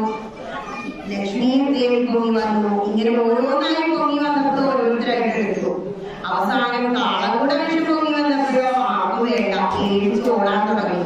അപ്പോ ഈ കാളകൂട വിഷം ഭൂമിയിൽ വീണ ഭൂമി ചാമ്പലാകും, നശിച്ചു പോകും. അതുകൊണ്ട് ഈ കാളകൂട വിഷം ഭഗവാൻ പാനം ചെയ്ത ദിവസം, അങ്ങനെ ഭൂമിയെ രക്ഷിച്ച ദിവസം ശിവരാത്രിയായി നമ്മൾ ആഘോഷിക്കുക. ഇനി ഈ കാളകൂട വിഷം താഴത്തേക്ക് പോയാൽ മഹാദേവൻ മരിക്കും. വിഷല് പുറത്തേക്ക് തുപ്പിക്കഴിഞ്ഞാലോ ഭൂമി നശിക്കും. അത് കാരണം മഹാദേവൻ സർവനിര്യാണിയാണ്. പല കഥകളിലും പറയും പാർവതി ദേവി പൊത്തിപ്പിടിച്ചു. പാർവതി ദേവിക്ക് എല്ലാം അറിയാം. ഈ പ്രകൃതീശ്വരിയാണ്, ഭൂമിയെ നിലനിർത്തേണ്ടതാണ്, പൊത്തിപ്പിടിച്ചിട്ടൊന്നുമില്ല. വിഷ്ണുവായ പൊത്തി എന്നൊക്കെ പറയും. നീലകണ്ഠൻ എന്ന പേര് അങ്ങനെ കഴുത്തിലാണ് വെച്ചു. താഴേക്കും വേണ്ട, കിഴക്കും വേണ്ട. മഹാദേവന് അതിനുള്ള കഴിവുണ്ട്. കാരണം അത് ശ്രീ പരമേശ്വരനാണ്, മഹാദേവനാണ്, ആദിദേവനാണ്, ശംഭു. ശംഭു എന്ന് പറഞ്ഞാൽ ദയയുള്ളവരെന്ന ശങ്കരനാണ്. ഇതെല്ലാം മനസ്സിലാക്കിക്കൊണ്ട് വേണം നമ്മൾ ശിവരാത്രി ആഘോഷിക്കാൻ. ഇനി ആ ദിവസം മഹാദേവൻ ഭൂമിയെ രക്ഷിച്ചില്ലേ, അതുകൊണ്ട് എല്ലാവരും അന്ന് രാത്രി ഉറക്കൊഴിച്ചിരുന്ന് ഓം നമഃ ശിവായ എന്ന ശിവപഞ്ചാക്ഷരി മന്ത്രം ചൊല്ലി എന്നൊരു ആ ഓർമ്മയ്ക്ക് വേണ്ടി നമ്മൾ ശിവരാത്രി ആഘോഷിക്കുന്നു. ഇനി അമ്പലത്തിൽ വന്ന പ്രദക്ഷിണത്തിനെ കുറിച്ച് പറഞ്ഞു. ഓരോ സമയത്ത് ചെയ്യുന്ന കർമ്മങ്ങൾക്കും ഓരോ ഗുണങ്ങളുണ്ട്. രാവിലെ ആരോഗ്യമുണ്ടോ, ഉച്ചയ്ക്ക് അഭീഷ്ടസിദ്ധി. ഉച്ചയ്ക്ക് എന്താ ആഗ്രഹം? നല്ല വലിയ ക്ഷേത്രങ്ങളിലൊക്കെ ഉണ്ട് അന്നദാനം, മുക്തിപ്രദൻ. ഉച്ചയ്ക്ക് നല്ല വിശപ്പായിരിക്കും, അവ അത് കിട്ടും. സന്ധ്യയാകുമ്പോ പാപനാശം. സന്ധ്യാകുമ്പോ പ്രദക്ഷിണം വെക്കാറില്ലേ? അന്ന് രാവിലെ മുതൽ വൈകുന്നേരം വരെ ചെയ്ത എല്ലാ തെറ്റുകളും ക്ഷമിക്കണമേ, സർവ്വപാപങ്ങളും എരിച്ചു തീർക്കണമേ. വിളക്ക് വെക്കുന്നത് നമ്മുടെ പാപം എരിഞ്ഞു തീരാനാണ്. മറ്റൊന്ന് നട്ടപ്പാതിരയ്ക്ക്. എന്താ നട്ടപ്പാതിരയുടെ പ്രത്യേകത? മഹാദേവൻ ചുടലാഭദ്രകാളിയോടൊപ്പം ഭൂതഗണങ്ങളോടൊപ്പം നൃത്തമാടാൻ ചുടലയിലിറങ്ങുന്ന സമയം. ആ സമയത്ത് പുറത്തിറങ്ങിയിട്ടെങ്ങാനും ഇത് കണ്ടാലോ ഒപ്പം തീരില്ലേ, മോക്ഷം തന്നെ കിട്ടും. അതാണ്. ഇനി ഈ പ്രദക്ഷിണങ്ങൾ നമ്മുടെ ഒരായുസിനെയാണ് കാണിക്കുന്നത്. കാരണം നമ്മുടെ ജീവിതത്തിന്റെ രാവിലെ എന്ന് പറഞ്ഞാൽ ആദ്യത്തെ ഒരു 25 വർഷം, നിങ്ങളെല്ലാവരും പല പ്രായക്കാരല്ലേ, നമ്മുടെ ജീവിതത്തിൽ 50 വയസ്സാകുമ്പോഴേക്കും നമ്മളുടെ പഞ്ചേന്ദ്രിയങ്ങളെ നമ്മൾ ജയിച്ചിരിക്കണം എന്ന് പറയാം. 60 വയസ്സാകുമ്പോഴേക്കും ഷഡ്വൈദികളെ പോലെയാകണം. 70 വയസ്സാകുമ്പോഴേക്കും സപ്തർഷികളെ പോലെയാകണം. 80 വയസ്സാകുമ്പോൾ അഷ്ടദിക്പാലകന്മാരെ പോലെയാവണം. 90 വയസ്സാവാനുണ്ടാവുകയാണെങ്കിൽ നവഗ്രഹങ്ങളെ പോലെ ചോദിക്കണം എന്ന് പറയാം. കുറേ ഒട്ടുപാടി ഇവിടെ ജീവിച്ചു പോയി. എന്താ കാര്യം? ഇങ്ങനെ ജീവിച്ചു, അത്ര ജീവിച്ചു എന്നല്ല പ്രധാനം. ശങ്കരാചാര്യൻ കേവലം 32 വർഷം ജീവിച്ച് ഇപ്പോഴും നമ്മൾ ആചാര്യസ്വാമിയെ ഓർക്കുന്നില്ലേ? അങ്ങനെയായിരിക്കണം നമ്മളുടെ ജീവിതം. നമുക്ക് തോന്നും എന്നെ കൂടുതലൊന്നും പറ്റില്ല, പക്ഷേ മഹാദേവന്റെ തിരുനടയിൽ വന്ന് ഭഗവാനെ എനിക്ക് പ്രഭാഷണം ചെയ്യാനാട്ടോ ഇഷ്ടം എന്ന് പറഞ്ഞാണ്ടല്ലോ അവസരങ്ങൾ നമ്മളെ തേടി വരും. ഇത് എനിക്ക് 47 വയസ്സാണ്, ഇതിന്റെ 51ാമത്തെ സ്റ്റേജാണ്. ഒരമ്പലത്തിലെങ്കിലും ഞാൻ അങ്ങോട്ട് പോയിട്ട് ഒരു അവസരം തരുമോന്ന് ചോദിച്ചിട്ടില്ല. മഹാദേവന്റെ അനുഗ്രഹം കൊണ്ട് എല്ലാവരും ഒരാളായാലും മറ്റൊരാളായാലും ഇങ്ങനെ വിളിച്ചതാണ്. അതെന്താ? ഭഗവാനോട് തോന്നിപ്പിക്കുകയാണ്. വടലൂർ മഹാദേവന് തോന്നാ ഇത്തവണ ശോഭ ടീച്ചർ ആവട്ടെ എന്റെ ഭക്തന്മാർക്ക് ജ്ഞാനയജ്ഞം നൽകാറുണ്ട്. 25 വയസ്സ് വരെയുള്ളതാണ് നമ്മുടെ രാവിലെ എന്ന് പറയുന്നത്. അത് കഴിഞ്ഞാൽ ജീവിതത്തിന്റെ ഉച്ച ഒരു 25 മുതൽ 56 വരെ. രാവിലെ എന്താ നമുക്ക് ആഗ്രഹം? ആരോഗ്യം. രാവിലെ വന്ന് പ്രദക്ഷിണം വെച്ച ആരോഗ്യമാണ് പറഞ്ഞില്ലേ? ആ പ്രായം വളർച്ച, നല്ല എക്സസൈസ് ഒക്കെ ചെയ്ത് നല്ലൊരു യുവാവായി മാറണം, യുവതിയായി മാറണം. പിന്നെ ജീവിതത്തിലെ ആഗ്രഹങ്ങളാണ് 56 വയസ്സ് വരെ ജോലിയായി, ഭാര്യ, കുട്ടികൾ, കാറ്, വീട്, ഇതൊക്കെ നമ്മൾ നേടില്ലേ? 56 വയസ്സാകുമ്പോൾ റിട്ടയർമെന്റ് എന്നും പറഞ്ഞാൽ പുറത്തേക്കാക്കും. നമ്മൾ സൈഡൊന്നും ആയിട്ടാവില്ല, പക്ഷേ 4 ആശ്രമങ്ങൾ ഹിന്ദു പാലിക്കണം എന്നതാണ് കാണിക്കുന്നത്. ബ്രഹ്മചര്യം, പഠിക്കാൻ പോണ ഗുരുകുലം, ഗൃഹസ്ഥാശ്രമം, പിന്നെയാണ് കല്യാണം കഴിഞ്ഞ ജീവിതം. വാനപ്രസ്ഥത്തിന്റെ സമയമാണ് ആഫ്റ്റർ റിട്ടയർമെന്റ്. 56 വയസ്സ് മുതൽ നമ്മളുടെ ജീവിതത്തിന്റെ സന്ധ്യയാണ്. ഒരു 70-80 വയസ്സ് നമ്മുടെ നട്ടപ്പാതിര. 80 വയസ്സിന് ശേഷവും ഈ ദേവനെ ഇവിടെ വന്നിങ്ങനെ തൊഴുത് നമസ്കരിക്കാമെന്ന് പറ്റുന്നുണ്ടോ? അത് ഏറ്റവും വലിയ മഹാഭാഗ്യമാണ് എന്ന് ആശ്വസിച്ചോളൂ. കാരണം ഈ സംസ്കാരമുള്ള മുത്തശ്ശി മൈക്കേലൂടെ ഇങ്ങനെ കേൾക്കുമ്പോ കട്ടിലിൽ കടന്നിട്ട് ശംഭോ എനിക്ക് ആ തിരുനടയിലൊന്ന് വരാൻ പറ്റുന്നില്ലല്ലോ കൃഷ്ണ എന്ന് പ്രാർത്ഥിക്കും. കാരണം നമുക്ക് ആയുസ് കുറെ ഉണ്ട്. ഇവിടേക്ക് വരാൻ വേണ്ടി വല്ല കാര്യമുണ്ടോ? ഈ കാലത്ത് എന്തിനാ കിട്ടിയ കാല് ക്ഷേത്ര പ്രദക്ഷിണം ചെയ്യാനാണ്.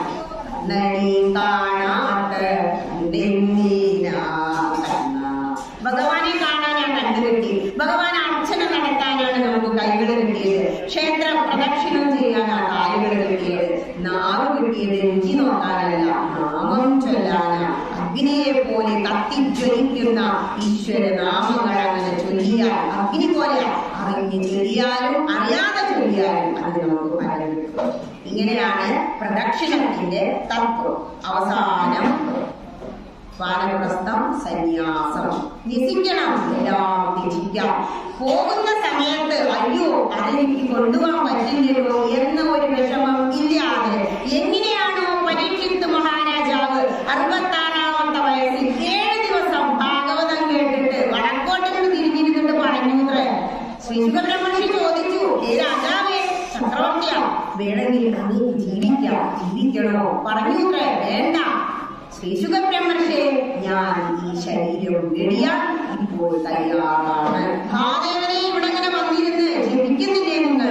പഞ്ചാക്ഷരി മന്ത്രം ജപിക്കുമ്പോ, മഹാദേവനെ തൊഴുത് പ്രാർത്ഥിച്ച് നമസ്കരിക്കുമ്പോ ആ നിമിഷം ഹേ ശംഭോ എന്നെ അങ്ങോട്ട് കൊണ്ടുപോകണമേ എന്നായിരിക്കണം നമ്മുടെ പ്രാർത്ഥന.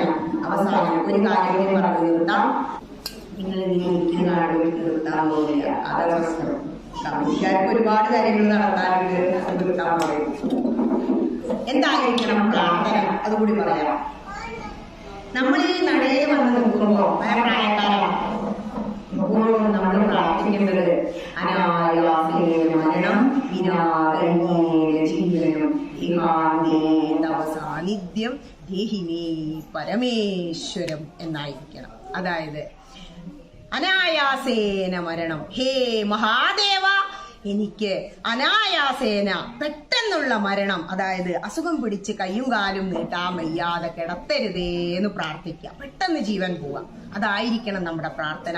നമ്മൾ കാരണം മറ്റുള്ളവർക്ക് ഒരു ബുദ്ധിമുട്ടും ഉണ്ടാവരുത്. അനായാസേന മരണം വിനാ ദൈന്യേന ജീവനം. ദൈന്യേന ജീവനം എന്ന് പറഞ്ഞ മറ്റുള്ളവരെ ഒന്നിനും രണ്ടിനും ആശ്രയിക്കാനുള്ള ഇടവരുത്തരുത്. മറ്റുള്ളതൊക്കെ മറ്റുള്ളവർ ചെയ്തു തന്നോട്ടെ, പക്ഷെ അടിസ്ഥാനപരമായ നമ്മുടെ ശരീരത്തിന്റെ കാര്യങ്ങൾ നിർവഹിക്കാൻ ഭഗവാന് മരണനിമിഷം വരെ മറ്റുള്ളവരെ ആശ്രയിക്കാനുള്ള ഗതി വരുത്തരുതേ.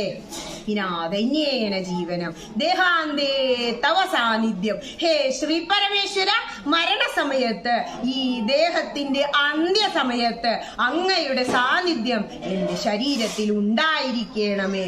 ദേഹാന്തേ തവ സാന്നിധ്യം ദേഹിമേ പരമേശ്വരം. ഹേ മഹാദേവ, ദേഹി, അതായത് ഈ ആത്മാവ് അങ്ങാകുന്ന ശ്രീ പരമേശ്വരനിൽ ലയിക്കാൻ എന്നെ അനുഗ്രഹിക്കണമേ എന്നായിരിക്കണം പ്രാർത്ഥന.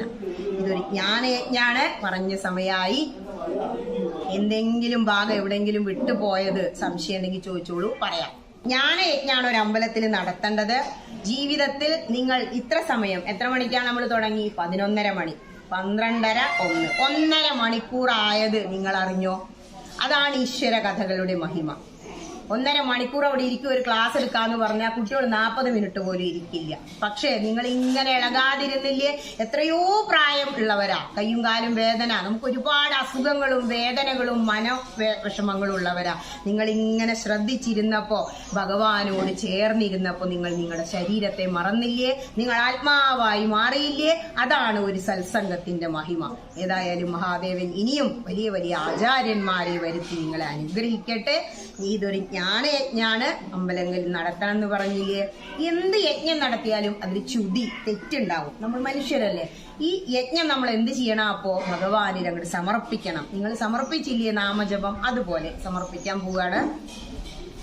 കായേന വാചാ മനസേന്ദ്രിയൈർവാ ബുദ്ധ്യാത്മനാ വാ പ്രകൃതിർ സ്വഭാവാൽ കരോമി യദ്യൽ സകലം വരസ്മേ നാരായണായേതി സമർപ്പയാമി. നാരായണായേതി സമർപ്പയാമി. ജഗദംബികായേതി സമർപ്പയാമി. സ്വസ്തി പ്രജാഭ്യ പരിപാലയന്താം ന്യായേന മാർഗേണ മഹിം മഹീശ. ഗോബ്രാഹ്മണേഭ്യ ശുഭമസ്തു നിത്യം. ലോകാ സമസ്താ സുഖിനോ ഭവന്തു. ലോകാ സമസ്താ സുഖിനോ ഭവന്തു. ലോകാ സമസ്താ സുഖിനോ ഭവന്തു. ഓം ഹരി തൽസ.